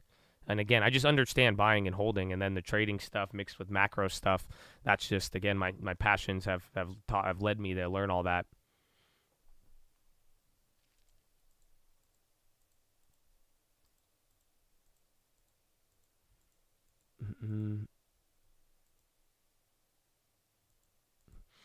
I'm here since February 2020 as Chad, but for the benefit to the new guys, what do you say to the people who say it's easy to play as you have money? My account is too small. I mean, I think for long term, the reality is it's smaller accounts are going to take a little longer, but at the end of the day, if it's such a fallacy because it's just like, why aren't, the rich do get richer, but I've also seen a lot of people with money lose. Again, let me be one of those examples. But at the same time, like even beyond just like losing, I mean, like, if that was the case, everybody who started with money would never go broke. But I've seen more of that than anything. The October 23rd was when we did the ARC play. Oh, damn. Like, it has nothing to do with the amount of money. Again, that would speed up or slow things down. But if you think that's what's holding you back, you don't understand business yet, which is, it's okay. But it's just like, that's just not how it works, unfortunately. There's too many counter examples.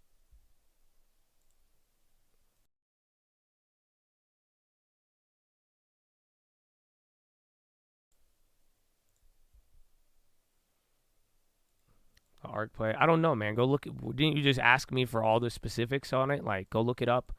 Go watch the watch list. Like, the play's over now. I ghetto spreaded it. We gonna chill with it. But I mean, at this point, you have all that. You could pull it up on a chart and see what it did. Like I said, we got it at 30 cents, 38. But it was out there, baby. Turned 75 into $2,000 on the ARC play. Fuck yeah. GG, man. We needed one of those. That was nice.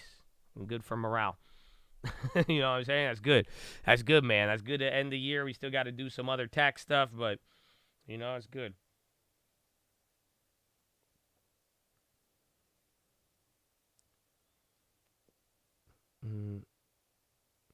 As the multiple times this year. Did we grab it another time?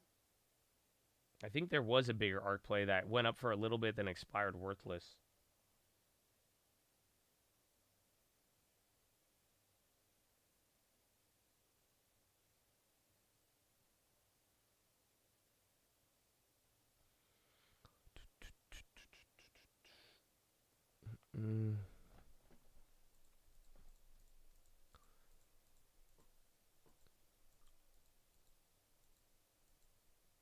You applied for a company's 401k chair position?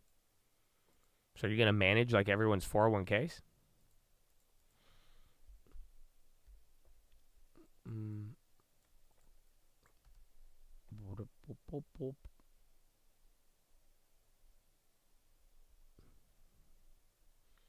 Oh, FOMC, you're right. I remember that. Uh-huh. We did. What happened with that one?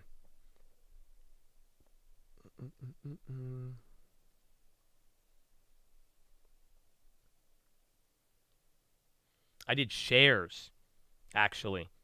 So in May. Yeah, I only made $15 on that one.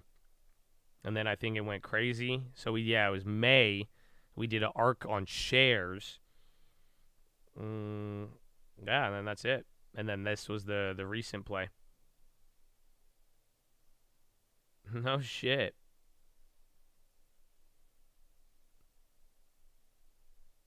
Yeah, it was share. It was the hawkish pause. So again, I had the idea for a long time. That's why I was like, I think we talked about it with the 2-year, but that time I was like, let me go with the options. Because the shares, I only made like $15. It barely moved. I didn't want to hold it. But then that was a good option play, honestly. Cheap money, cost $300, gave us the upside we wanted. So it was nice.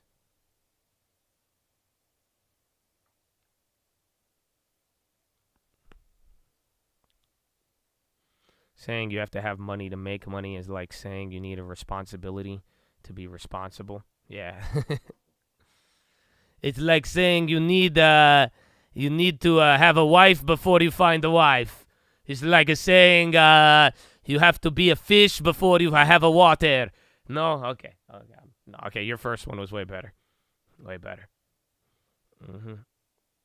You finally watched Wolf of Wall Street? Wow, good. I don't know if that's good, but good. That took you a while, man. That's crazy. That's crazy. Tesla is an animal.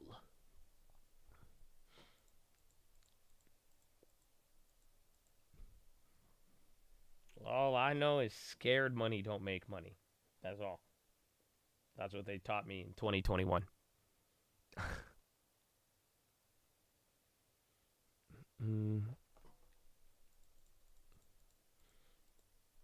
Tesla killed it all day. Bro, even ARK is an animal now. Again, in the money, but we don't care as much. Still upside, but we're capped now. Chad Sember. You still need Josh to remember the plot to that one religious Netflix movie. Which one? The religious Netflix movie? Oh, what was it called? It was the one with like the prayer. It was like somebody on the chat told me it. It's a Netflix Jesus movie. It was really good. I don't know what it is. I forgot. It was called like Everything, or it had some corny ass name, bro. I mean, forgive me, Lord, but it was good. It was good. Oh, what is that? Anybody know? It was like about like prayer. The dude didn't like Jesus, then he started liking Jesus, and it was like a miracle. Not Everything Everywhere. No, not the Messiah. No, that was the cult movie. That one was funny. No. What was it? I fucked you guys up by saying Everything. Yeah, it wasn't. It was called something. Not Bruce Almighty. Not God's Not Dead. Not The Chosen. God's Not Dead's a good movie. The Case for Christ. I don't think that one was it. The Shack. That's what it is. The Shack. Yo, I got you, bro. It's The Shack. That's what it is. 2017 film, The Shack. Lionsgate. The Shack. John Wick. It's now available on Blu-ray and DVD. After suffering a family tragedy, Mac Phillips spirals into a deep depression, causing him to question his innermost beliefs. Facing a crisis of faith, he receives a mysterious letter urging him to an abandoned shack deep in the wilderness. Despite doubts, the shack encounters an enigmatic trio of strangers led by a woman named Papa. Though the meeting, Jack finds important truths that'll transform his understanding of tragedy and change his life forever. Yeah, it's a really good movie. I actually liked it. I actually liked it a lot. The Shack. Thank you for that. Yeah, Omar had it, baby. Good work. All right, half the book. Oh, really? I didn't know they had a book. Yeah, that movie will hit you in the feels, bro. It's trippy. It's like, it's actually like, even if you don't like the Jesus parts, it's like, it's kind of a trippy plot. There's a lot going on. I've been trying to find that for 3 years. Nah, bro, I watched it like a year and a half ago. There's no way. Or like 2 years ago. Unless I'm just getting that old, but yeah, it's The Shack. There's even good actors in it. Like that one lady, Oh, I forgot. You see her in a bunch of stuff. I think she played God. So, yeah, even God is a woman in the movie. So for some of you who like the wokeness, there you go. You know what I'm saying? I can't God be. I didn't say. I'm just saying if you into that, it's all you, bro. It's all you. Mm-hmm. Is it Octavia Spencer? Is that her name? She was in Ma. Yeah, literally. Literally. The lady from Ma, huh? I love her. I think she's a great actress. She's in she's a good actress, bro. She does her thing.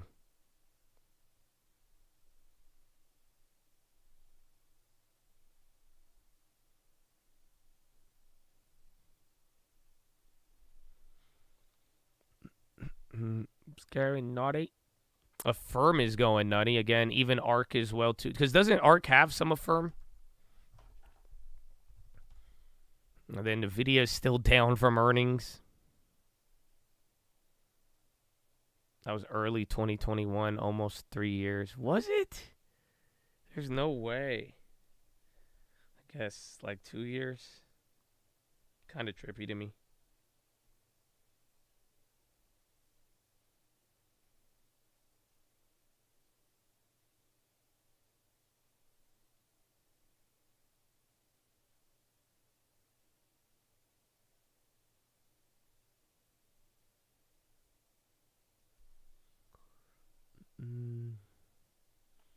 ARK's getting short squeezed, so I think just if Kathy owns these names, it makes sense why they're going up. So again, anything from like ARK to doesn't she have Coinbase? Didn't Kathy buy the shit out of Coinbase too? There's no Affirm in ARK. What else did she buy? I thought Kathy loved buy now, pay later.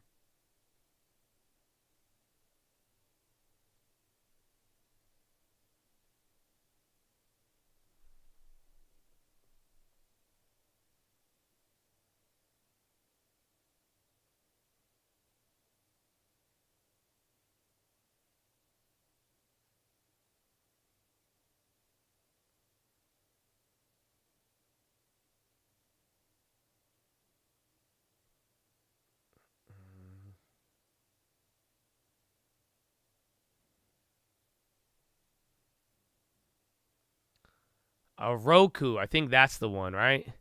She has Roku. Coin is number 2. Then Shopify. Teladoc. So I think she benefit. A lot of them have ran up. Baidu. What the fuck happened to Baidu? Sid Pinduoduo said nope. She sold a lot of coin, but she still has a lot. She does have Roku, Tesla, Square, Shopify, DraftKings.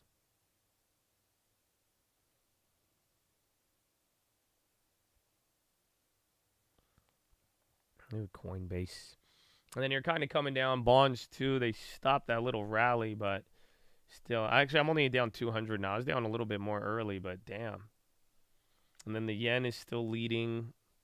We closed out the MES today. That was good.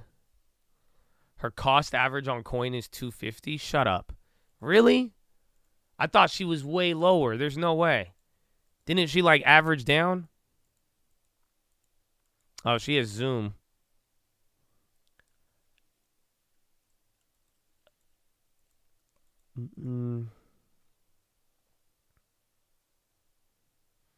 Yeah, everyone bought it. I thought she averaged down. I thought she was buying big. You got a little Chicle there. Again, we are about 9 minutes away from the final 30, but I mean, I feel like you've had a lot of these random Raouls in computer fashion kind of show up.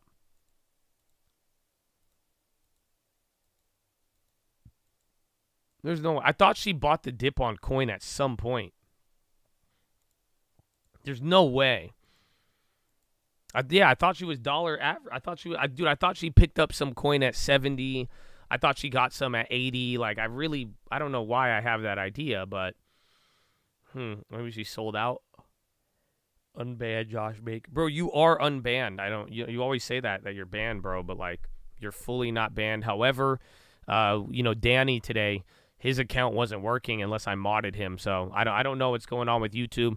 You should write a letter to your local congressman and to YouTube on my behalf. Other than that, I don't think I could do anything. but you were definitely not banned.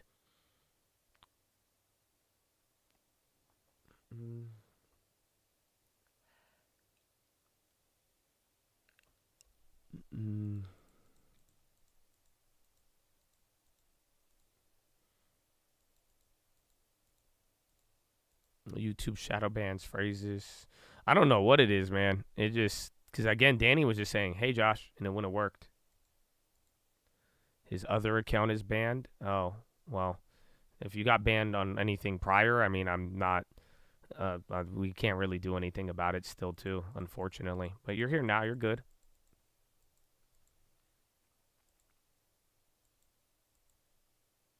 But there's like 4 funds, so I might have been on one of those. Your mod's silent ban. No, I mean, like I said, I could check everything. And, like, usually I monitor the chat. If someone ever has been pocket banned, we see it. But, like, Danny was Danny was crazy. That's it. Like, Danny was not banned at all. Like, and his shit was not showing up for a very long time. So, yeah, it's kind of crazy.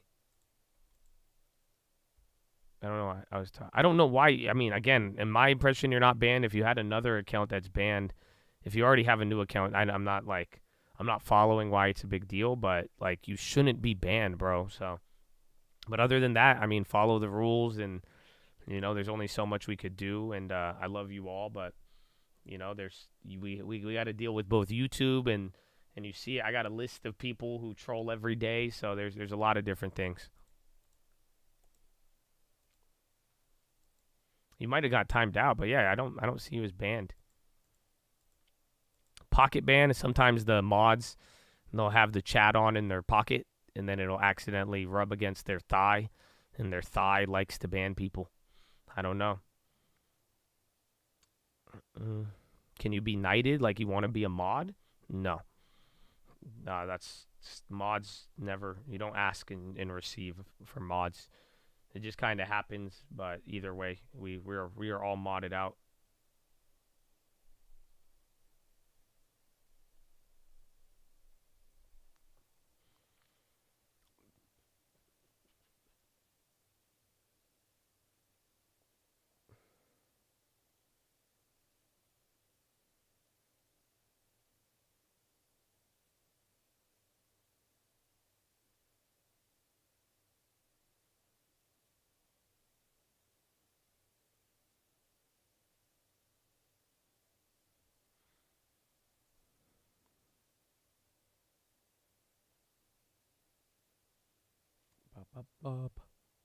The Disney, you did miss the Disney convo.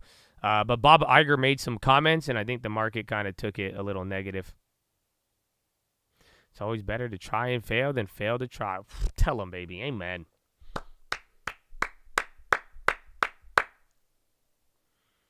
Your phone is in your tool pouch, you feel? Yeah, it happens. It happens. Yeah, I saw Nightball was hilarious. Somebody yesterday, I wasn't even going to like time him out or ban him, and then they were talking shit about F350, and I just chuckled because Nightbot banned him for some reason. Didn't ban him, it timed him out, but like I laughed so hard. I was like, that's funny. So they literally just, because I don't know what they said in the filter. I think it's how they spammed it, but like even Nightbot said, nah, get out of here. I got some enjoyment out of that. Speech in 5 minutes? I don't know. Biden maybe, but I don't think so. Fitch says Canada medium-term fiscal challenges increase. Fitch on Canada says no major or immediate impact from fall economic statement on Canada's federal budget. Oh, Fed Bar. I don't like Bar, but I'll put it on. I think that's the only other link I have. Community Reinvestment Act.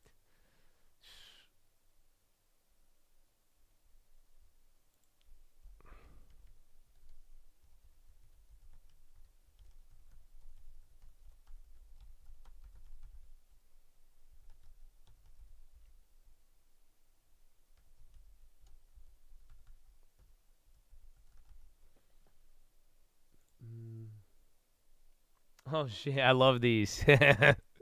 Let me chat. Hold on. It's a Zoom meeting. So it starts in a little bit, but I be so, dude, I wish if they gonna let me in this, bro. You know what I'm saying? Oh, test my speaker. All right, we good. So it is a Zoom call. I got the Zoom link. I hope they let me raise my hand, but they don't ever let me ask a question. I will raise my hand. Yeah, you see, you already know. Damn, bro.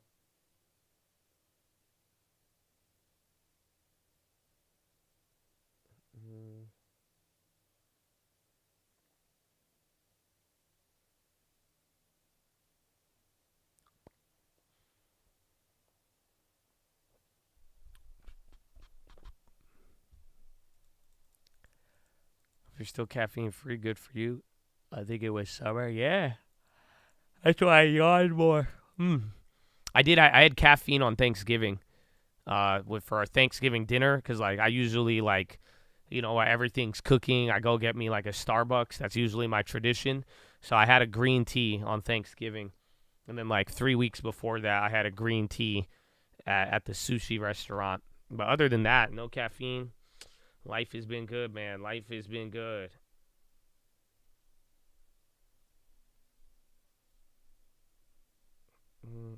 Oh.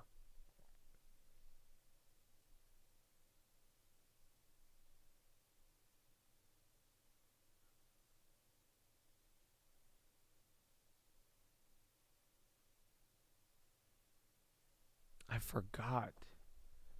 Caffeine, life been good too. Yeah. Have I forsaken soda? Yes. Soda's a lot of sugar. Why no caffeine? No reason. I got sick, if you guys don't remember, and then like my throw up was like all caffeine drinks, and I was just like, you know what? You know how like you ever throw something up and you just don't vibe with it for a little bit?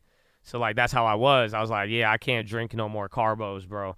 Like it reminded me too much of like pooping and throwing up at the same time. So I said, nah, and then I stopped taking caffeine, eating it, however you inject it. And then I was just like, yeah, I don't think I need it. And then that was it. Recording in progress.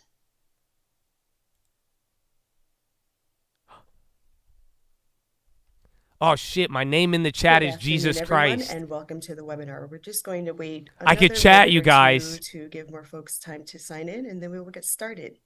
Fuck, my name is Jesus Christ in the chat though, because I didn't think I was gonna get in. So I said put first name Jesus, last name Christ. It said organization, I put heaven. Position, I put CEO, and then my email is jesuslovesyou@gmail.com.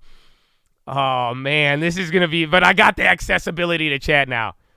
Oh, but I don't want to blow it though, Chad. I don't want to blow it. I hope you don't hear me. Does Dafina hear me?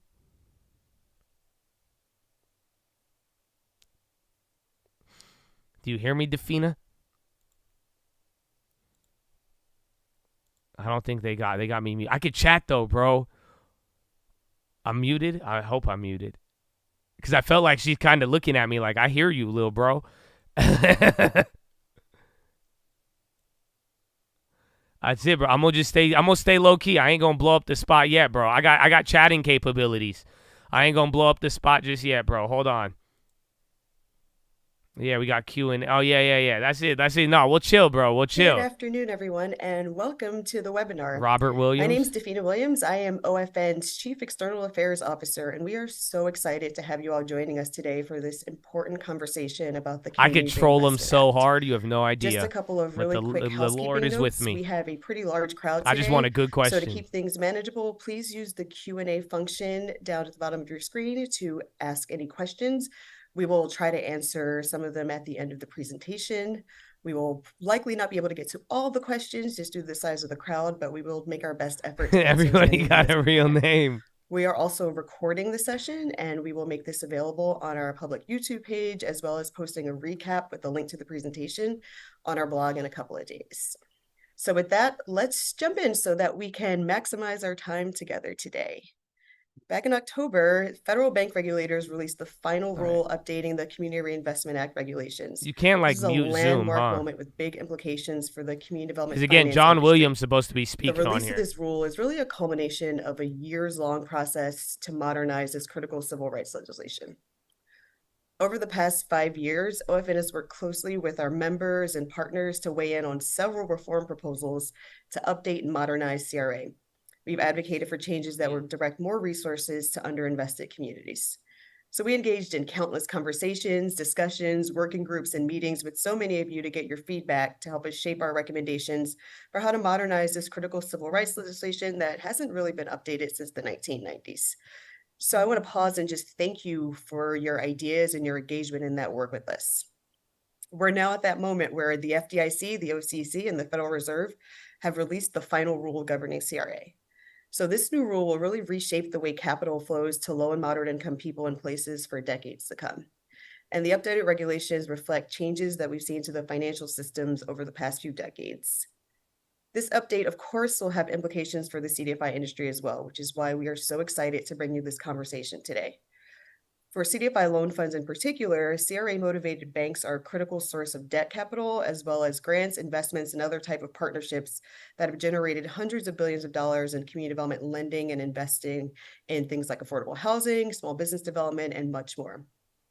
But there's so much more to unpack in the now infamous 1,500 pages of regulation, which is why I'm very excited to kick off this fireside chat today with Federal Reserve Vice Chair for Supervision, Michael Barr, and OFN's President and CEO, Harold Pettigrew. Why'd I say We're John gonna walk Williams? through some of the most important provisions that'll impact our Michael industry Barr. and our work.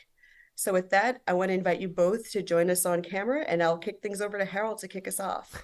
Man, I'm so tempted to say Jesus Christ. Wonderful. Thank you, Defina, for getting us convened today. And getting They're things all kicked like off. introducing themselves in the Governor chat. Barr, it's wonderful to be here with you. Heaven LLC, only Really my invest in pleasure. gold. And I understand you've been very busy considering this release and its importance. So definitely glad you're able to take the time with us today. Well, it's my pleasure. You know, I'm Nah, man, I'm not a climate protester. I'm not going to fuck their shit up, man. I'm actually interested. And of CDFIs all over the country. So I was very pleased to be able to come here and talk about CRA with you today. Truly a delight to have you. And let's maybe kick off and just level set a bit. And just to kind of start and open up, why now? We know that this is important legislation, but just I don't think this is going to move the market. Let me go pee. We'll listen for a little bit. Talk a bit since about, we have chat access, and why then now? just market's about to Well, close. the Community Reinvestment Act was enacted in 1977. And the rules that we're operating under for CRA were last updated in 1995, so quite a long time ago. And we thought it was important, all the agencies thought it was important to update those rules to make sure that CRA is operating effectively, that it's meeting the statutory goals of encouraging lending, investment, and services in low and moderate income communities around the country, and that the rule keep up with changes in the banking sector, things like online and mobile banking that weren't really around nearly 30 years ago. That certainly makes sense from a modernization standpoint.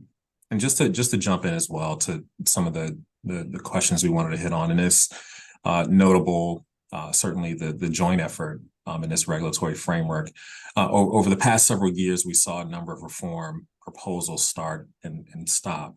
And at one point, there was a break in the vision for a reformed CRA between some of the regulatory agencies. Why was it important to realign and have the FDIC, the OCC, and Fed working together on this particular rulemaking? Well, I think it's absolutely critical that we're working closely together on this. This is an area that Chair Jay Powell was also very instrumental in making sure that the three agencies were working together. Vice Chair Lael Brainerd was running this effort before she left the Federal Reserve, and I sort of helped bring it over the finish line. We all thought it was really critical that the three agencies are aligned so that we can provide the clarity and consistency and transparency that both banks and communities really want out of the Community Reinvestment Act. And so I think that jointness, that working together, is really critical for that reason. And I would also say having the three agencies work on it made it a better rule. Having different perspectives and different approaches all coming together with this final product, I think made it a better rule, as did the amazing comments that we got from OFN and from CDFIs around the country, and from banks and from civil rights organizations and community groups. All those kinds of comments helped all the agencies come together in a very powerful way. And if you could as well level set that for us a bit, too, Governor. What's the time period at which this work had taken place, and how many comments roughly? Well, the thinking about revising the CRA rules has been going on for a very, very, very long time. This latest round of kind of revisions really started about 5 years ago. And this current version of the approach started about 3 years ago. So it has been a lot of work by the staff of the three agencies over a long period of time. And I think that the work reflects that. The final rule reflects really thoughtful, careful approach. I think it's really a win-win for banks and for communities and for CDFIs and others all over the country. And with noting certainly the impact and the timing at which we faced the last set of changes to the regulatory framework, it's going to take some time, we know, for banks to be able to prepare. And so question on how will the Fed and other regulators work with banks to make sure that they're ready to implement the rule by 2026? Well, first of all, let me say the three agencies are going to stay joined at the hip on this. So for implementation, we're going to be working really closely together. And we really view this as a partnership with the regulatory agencies, with banks, and with communities to make sure implementation is right. We're going to be working on technological tools to make it easier for banks and to comply and for communities to understand the work that banks are doing. That could include dashboards and other metrics that make it easier for everybody to understand how the CRA is working. We're of course going to also be doing training of bank examiners. We're going to establish clear examiner guidelines for how to engage. And we're going to be reaching out, like through this webinar, to make sure that communities across the country understand the approach and the new rule, and that banks understand the approach and the new rule. I really do think it's going to take a partnership to make sure that the CRA rules are effective and are serving communities they were designed to serve. Absolutely. No, that's wonderful to hear, that the partnership doesn't stop rather at the rulemaking itself. We know that's just the first phase of much of this. Mm-hmm. You have many partners on this call, who certainly are committed to being of assistance as well. And I would say that just as comments really strengthen the rulemaking process, getting engagement from banks and communities is really going to be essential to getting implementation right. So we're going to be doing a lot of outreach, a lot of listening, and we really appreciate the feedback and engagement that we get in that process. Wonderful. That's wonderful. Now, knowing that the group that we have assembled here today, there's a couple hundred CDFI practitioners and leaders that have joined the call today, and certainly qualified activities. I want to talk with you about, certainly with CDFIs. Maybe let's level set first. You started out certainly appreciation of CDFIs in the industry. Just want to give you a little more space to talk through. Why do you think it's important, certainly for CDFIs to be at the table? Well, in my experience, community development financial institutions around the country have often been at the forefront of serving low and moderate income communities. And so, first of all, having the expertise of CDFIs at the table is absolutely critical. And CDFIs have been partners with banks. Obviously, there are bank CDFIs as well, but CDFIs who have partnered with more traditional banks and helped banks to expand their own lending, investment, and services in low-income communities. So CDFIs have helped lead the way. CDFIs have helped partner. CDFIs have helped innovate in this space. And that kind of expertise and grounding in innovation is really critical. And the other thing, by their very structure, CDFIs are focused on serving low-income communities. Their leadership, their boards are engaged in the community.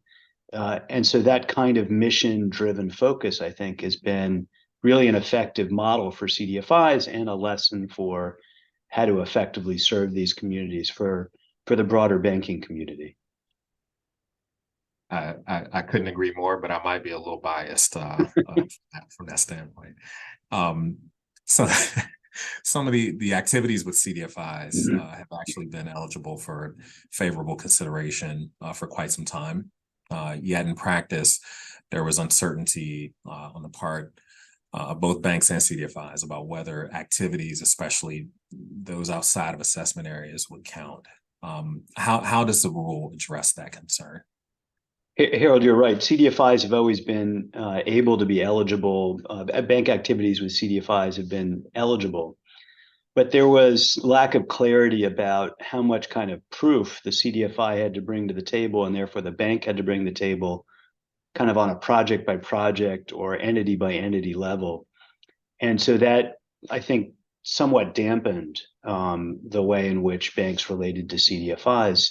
So under this new rule, there are a number of important steps that we take to make sure that those bank CDFI relationships are strong. One of those is that the rule makes it clear that activities with certified CDFIs are always considered in a bank application. So there's not a need to kind of re-up each project or entity level. The rule counts eligible community activities that occur anywhere. So activities with a CDFI that occur outside a bank's branch network still count under the final rule. And so that broadens the range of CDFI eligible activities. The rule also creates a specific category of community development that is focused on eligible activities with CDFIs. So CDFIs are specially called out. And also, a bank's activities with CDFIs come into play in the qualitative assessment of whether a bank is being specially responsive to the needs of low and moderate income communities. And that can be used to enhance a bank's community development performance. There's also a way under the retail lending test that CDFIs are taking into account. So retail lending focused partnerships with CDFIs are considered when assessing the responsiveness of a bank's credit products that are offered in a safe and sound manner. So in each of these ways, CDFIs are kind of built into the structure of the rule. And I expect that we'll see more of these kinds of partnerships with bank engagement with CDFIs, building on the excellent bank CDFI partnerships that currently exist. And that framework is great to hear, and being responsive. Typically CDFIs, I know when I ran a CDFI, you go to where the needs are, versus sometimes the lines that can be drawn, for different purposes. So that's great that flexibility is there to meet the CDFIs where the impact is needed. Yeah, I think that kind of flexibility, there are lots of areas in the rule where we provide. I thought it was going to be a P. I said, hey, they're playing it. I do think it will open up opportunities for banks to serve low-income communities in new ways. I want to ask a question, but I think we're going to have to. The final rule is clear that bank. I think we're gonna end this out here. Yeah, I told you I hate listening to Michael Barr, especially if he's not talking about policies and only talking bank stuff, bro. It's awful. It's awful. It's the most, you're like, what, the CDFI? RESPECT. Find out what it means to me. Everybody was SVB. Everybody's on the board. What? No, okay. He's mad boring. Sometimes. All the time. Yeah. That was awful. It's okay. I got a nice little bathroom break. We're here. The market's about to close. You only got like 13 minutes left, so it can't be that bad. Can't be that bad, Chatadonia. Can't be that bad. I know bonds came back. They're already merking me. Mercado Libre? No, just merked.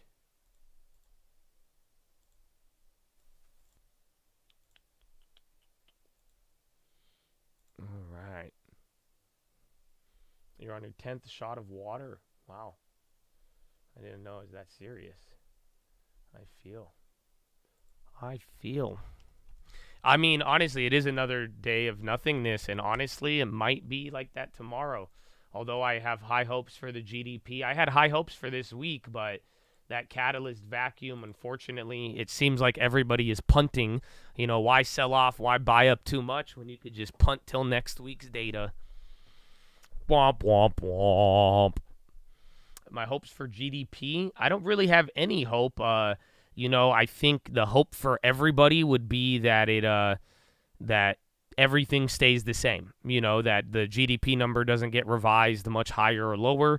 You know, I think the same would be the best outcome. Everything, if it goes higher, I think the market may like it. They may get a little worried, and then if GDP drops and there's a big revision down, then maybe people, although people might want to like it, I don't think it'll be that good, depending on how much, though. So it was already a big gap when it was all said and done. So there's a wide range of numbers that could cause a wide range of reactions tomorrow. But then again, throw it to the context of what we're dealing with. Market is kind of slow right now, and it doesn't really want to move. So factor that into all of it.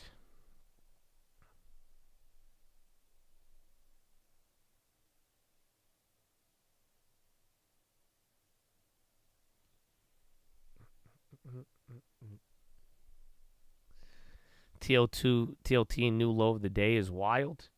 New low? No, new high, baby. New high. Even the market's running up. Meta now. End of the day rush here. You got about 5 seconds till the 10-minute rigged. So get ready. A lot of people were talking about GME today, but I don't know if it's back, but had a nice day.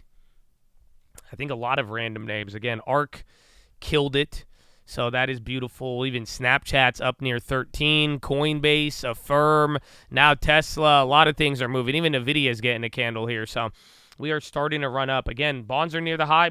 Stocks are not. So we'll see where those end up. Tesla, Carry, and ARK. Got to pump it up. Oh, yeah, Bai didn't. He didn't get any love. I think smaller cap names. More or less. And then Baidu could have been as a result, maybe, of Pinduoduo blowing it out of the water, you know, because people already liked Pinduoduo. So that could make some sense, too. Oh. A big pop? A little bit of a big pop. It's 10-minute rigged. Actually, it's 9 minutes now. So, again, we are about to close here. So don't have too much fear or too much excitement. I mean, then again, though, some of these end-of-the-day moves have been wild.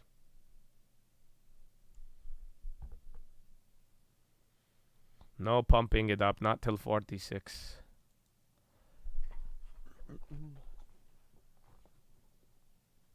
Oh, wow. $3.4 billion to the buy side. Market on close. How do you feel about that?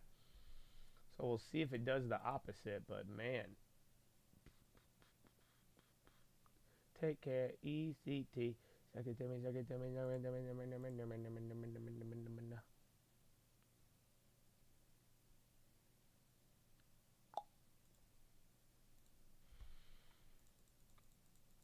Small caps have to catch up to the rest of the flunk. We will see. I think small caps are, though. Again, they are the ones been behind. And every day, like the Russell's been weird, you know, especially as it's rate. It looks like the TLT, you know, like you see everything looks like it rocketed back up, but the Russell and all the things sensitive to rates are still kind of just holding on for dear life.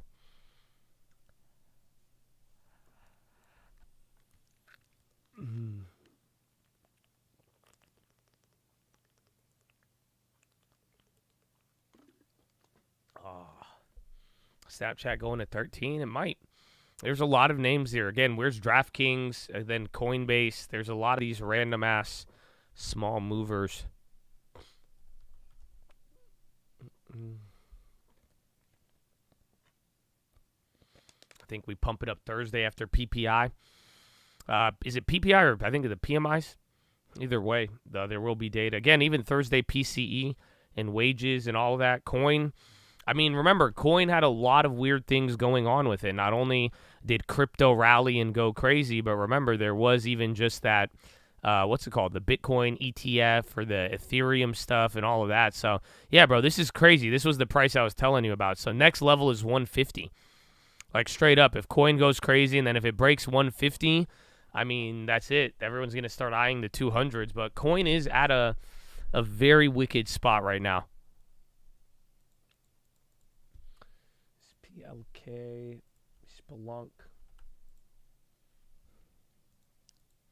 RTY could bring the markets down. I think if rate pressure comes back, I think you're going to start feeling that a little bit more heavily.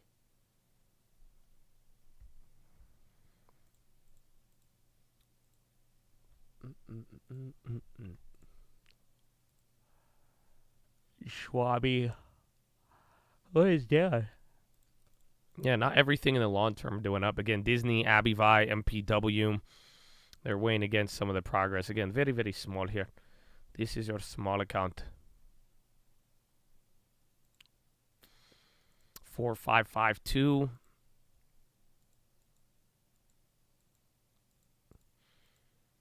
Abivi, feel. Abivi didn't. Again, Abivi is, they kind of gave up recently. Again, through that July, they were at like 150, came back down. I mean, lower prices, I'm a big fan of Abivi.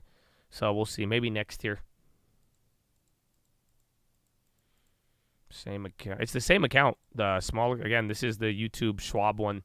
The big account is on E-Trade. So again, it's the same. I don't think anything is new. The only thing that'll be new would probably be Altria. Again, an addition to that. And then here's the big account. So, again, we move that one to E-Trade. I might put it back to Schwab. I don't know yet. So, it's all the same names. All the same names. Nothing crazy, you know, Habibi? Nothing crazy. This year really did fly by 100%. Oh, man. So, Chattadonia.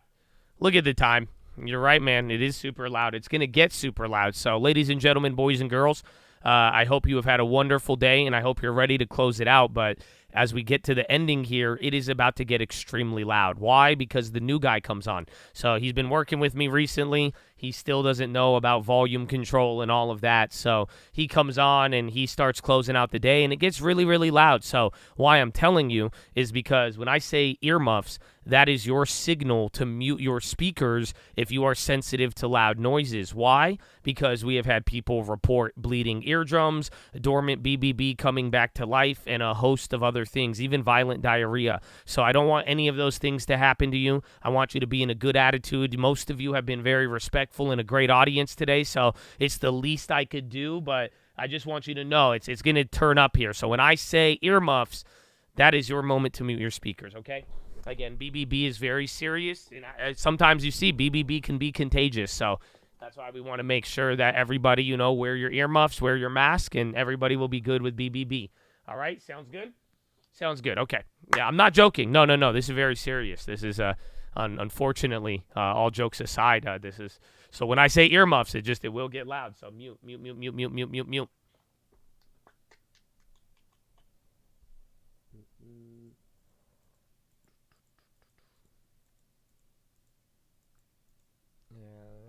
All right, man. Are you ready? It's time. Earmuffs. Earmuffs, Chad. Earmuffs. That's your moment. Okay, mute. Okay, earmuffs.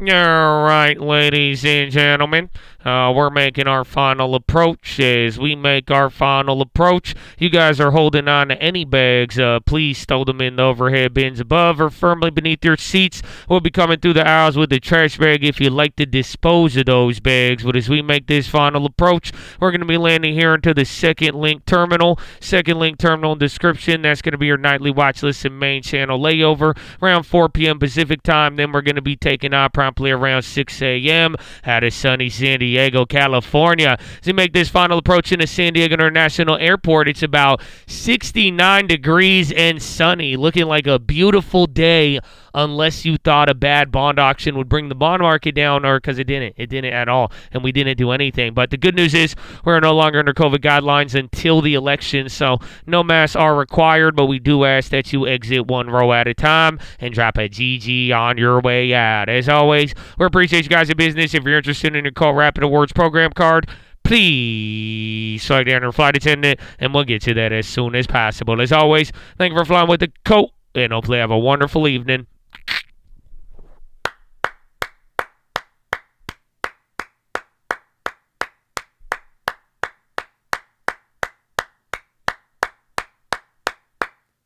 What? No way. Whoa, Charlie Munger just died? Oh, I got goosebumps right now. No way. Whoa, Chad, hold up. You have 1 minute.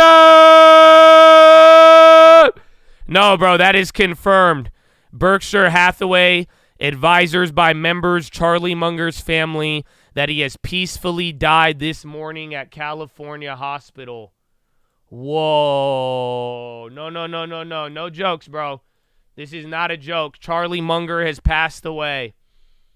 Literally, the number two to Warren Buffett, Charlie Munger has passed away. Holy crap. I don't know, bro. I don't even know. We might have to end today with a moment of silence, bro. Yeah, you're not going to have a GG, bro. I can't. No, that's confirmed right now. Bro, this is trippy. No way. Whoa. Bro, you have 5 seconds, bro. I'm tripping out right now. No way. That's confirmed, bro. Wishes into it, bro. Wishes to say Berkshire Hathaway could not have been built to its present status without Charlie's inspiration, wisdom, and participation. Dang, bro. Yeah, GG, Chad. I think a moment of silence there. Again, I don't know what you guys believe in, but you know, the Berkshire Hathaways, the Warren Buffetts, the Charlie Mungers, you know, the Benjamin Grahams. Most of the people are dead when you name them, but like literally, that's it, bro. Like it's still, you know, again, I learned a lot from the guy, so I'm not here to judge him on his faith or anything of that. Like I said, you know, I've gained a lot of information from him, and he's a legend, bro. Again, I don't think, you know, some of the stuff I tell you and share with you are thoughts that I got to learn from him. So I think let's take a RIP instead of a GG, but you know, a little moment of silence here for we'll give it a minute. Starting now, man.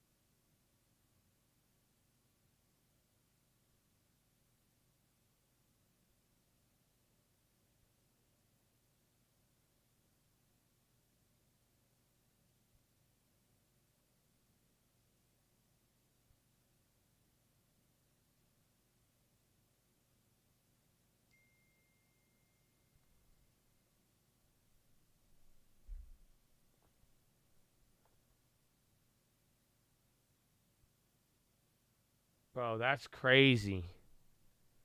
Wow. Dude, Charlie Munger just died.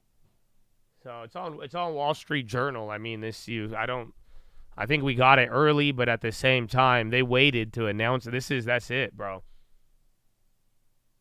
They haven't updated his Wikipedia page yet. I think it's only on Twitter. Again, Wall Street Journal had the article. And then there, but I'm pretty sure it's legit, man. Like, that's crazy. I mean, I guess he's old, but yeah, advisory, everyone's dropping it now.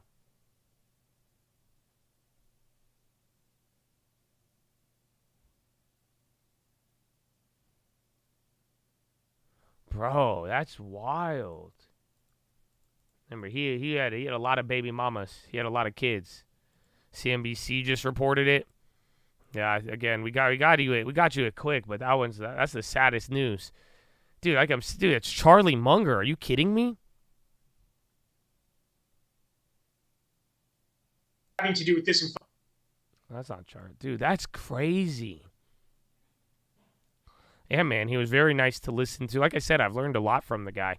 I never got to meet him, but dude, that's crazy. Yeah, he was already old, but man. Yeah, Memento Mori in his name. Well, there you go, man. That's trippy, bro. That's trippy. Just popped up. Yeah, man, that's nuts. He is nice. I'm not sad that, like, you know, I think his time was coming, but that's it, bro. That's just like it's the end of an era, and like again, you know, that means your kids are gonna grow up with a world where you didn't get to hear from him. You know, like I feel at least grateful that, you know, when I was a young investor, you know, when I got to look into Warren Buffett and Intelligent Investor and getting it, you know what I'm saying? Like we got to hear that man speak, bro. You know what I'm saying? Like you got to like live through that. You got to really, really see a lot. You know what I'm saying? So it's good. And then Surav, I'm gonna ban you because I'm assuming something. But yeah. God bless you.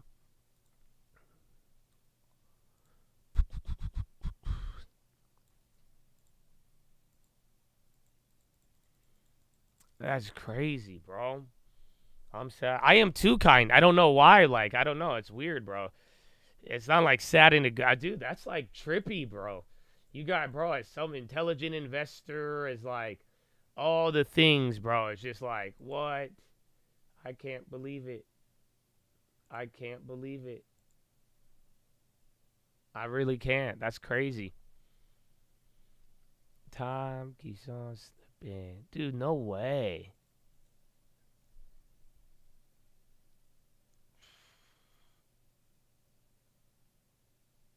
No fucking way.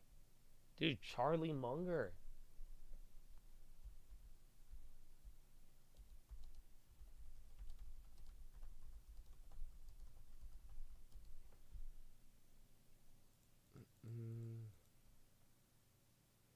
Dude, that's crazy. They waited till close because of course you would, but bro, that's so trippy. I'm like, because I don't think you guys realized everybody has talked about what happens if Charlie and Buffett die, but usually more focus is paid attention to Warren Buffett. But like, that's it, bro. One of them just died. Like, you know what I'm saying? Like, dude, that's like crazy. Again, and not to mention, I mean, he owns a lot of assets. I'm sure he has definitely defined what to do with them. He is a very wise man, but yeah, bro, Charlie Munger died. That's confirmed. We just got the news about 5 to 10 minutes ago. But yeah, Buffett's second man, Charlie Munger, just died. Yes, in a California hospital. That's why we're quiet. A very weird close, bro. This was a very, very weird close, man. You know what I'm saying? Like, this is actually wild. Yeah, you're going to miss his Bitcoin commentary. I'm almost in tears. I don't know him on a personal level. I feel you, bro. That guy had a big impact on a lot of people. Depending on, again, man, as somebody who holds the long term, I tell you guys, intelligent investor, and that's just like sad, bro. That's Charlie. That's Charlie Munger, man. I can't even make the baby mama jokes anymore, bro. You know what I'm saying? Like, that's crazy. Oh, man. Yeah, I had a lot of, I had shivers during all. It was just weird, bro. Oh, man. The future gen. No, seriously, man. A lot of the people won't get to listen. Like, dude, do you realize how much of a blessing that is? Like, you know, it's one thing to know who Warren Buffett is, but, like, we still live in an era where we got to hear him. But now, like, one of them, Charlie Munger, you know what I'm saying? Like, that's it. Like, dude, that's crazy. That is very, very crazy.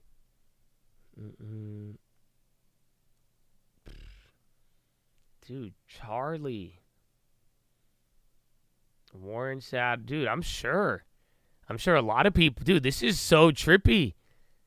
Dang, right after Thanksgiving, and then, man, that's it. So, this next election, too, no Munger. Bro, what is that? Dude, what about Buffett now? That's so sad, bro. This is all like, what? That's crazy. I think Buffett Buffett was probably dealing with it all day. I'm sure they're tripping out. Yeah, you got a couple of earnings, but I'll leave you guys to figure that out. The rest, I'm tripping out right now. That's actually nuts, bro.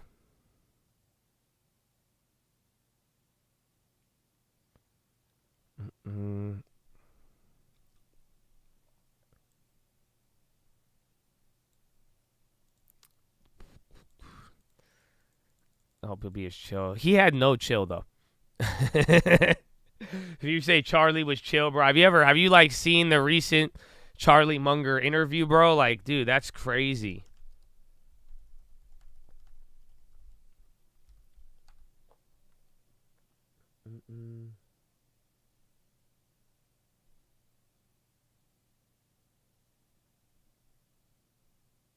Yeah, where is it, bro? Those of you who are about to enter business school or who are there, I recommend you learn to do it our way, but at least until you're out of school, you have to pretend to do it their way.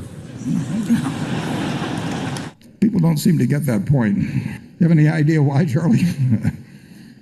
Warren, if people weren't so often wrong, we wouldn't be so rich.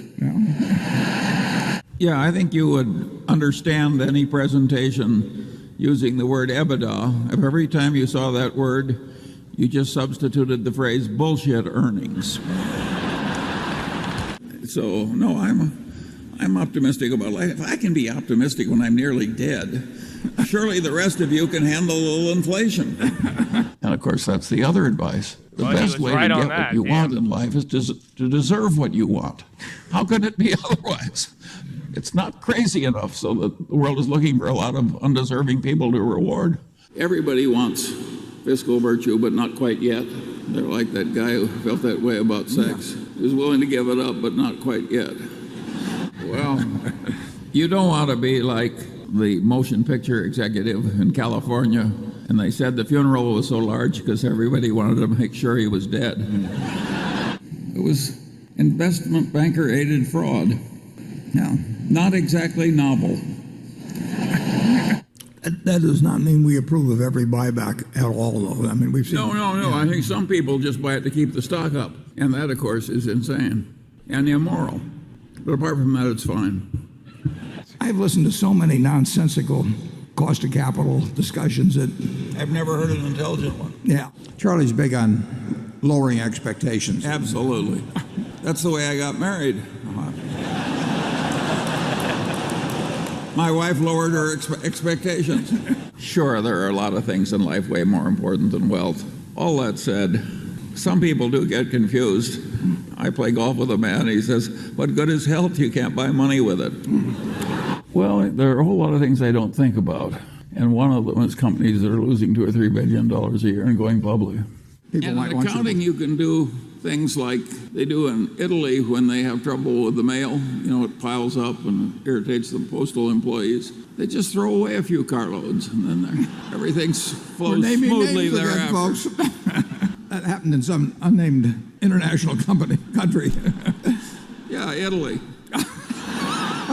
The general system for money management requires people to pretend that they can do something that they can't do, and to pretend to like it when they really don't. I think that's a terrible way to spend your life, but it's very well paid. Well, I can't give you a formulaic approach because I don't use one. If you want a formula, you should go back to graduate school. They'll give you lots of formulas that won't work. As Samuel Johnson said famously, I can give you an argument, but I can't give you an understanding. It's extraordinary how Look how young he is resistant some people are to learning anything. He volunteers. No, the board at Lubrizol did not breach its duty because we were not going to participate in the transaction if they didn't do it our way. Has anybody else got an easy question? And yet it's perfectly obvious, at least to me, that to say that derivative accounting in America is a sewer is an insult to sewage. It's not that great a business as a business, casualty insurance. It's a tough game. There are temptations to be stupid in it. It's like banking. But competency is a relative concept. And what a lot of us need, including the one speaking, what I needed to get ahead was to compete against idiots. And luckily, there's a large supply. And I don't like multitasking. I see these people doing three things at once, and I think, God, what a terrible way that is to think. I like cryptocurrencies a lot less than you do. And I think the people who are professional traders that go into trading cryptocurrencies, it's just disgusting. It's like somebody else is trading turds, and you decide I can't be left out. One reminds me, once I asked a man who just left a large investment bank, and I said, how does your firm make its money? He said, off the top, off the bottom, off both sides, and in the middle. Well, I would rather throw a viper down my shirt front than hire a compensation consultant. I think I've offended enough people. Right. There's 2 or 3 in the balcony. Bro, so sad. That's great. Well, Charlie Munger, man, rest in peace. So, Chad, on that note, man, I'm gonna go, bro. I don't know. My vibe is just is different now, bro. I can't even I can't even close you out the same way, bro. Just shout out to Charlie, man. You know, I'm gonna pray. I don't know, man. That's up to I don't know. Like a very rich man, bro, worth billions of dollars. He bestowed a lot of wisdom. You know, and that's it. I mean, again, just memento mori, bro, for real. Like, that's life, and you see it don't matter. Money don't stop certain things, and just it's just crazy, bro. So, Chad, I love you all. Thank you for being here, man, and just we're gonna wrap it up on that note, bro. Finger to the sky, for real, man. That's because I don't know. The soul is important. I know, I respect Charlie in many other ways, and that's why. But now, I mean, he has a new investment to this. It's something else, man. It's crazy. I'm blown away right now. I don't think you guys realize this is like, that's crazy, bro. Very surreal right now, man. A good rap, makes you reflect on life even more, bro. This is absolutely wicked.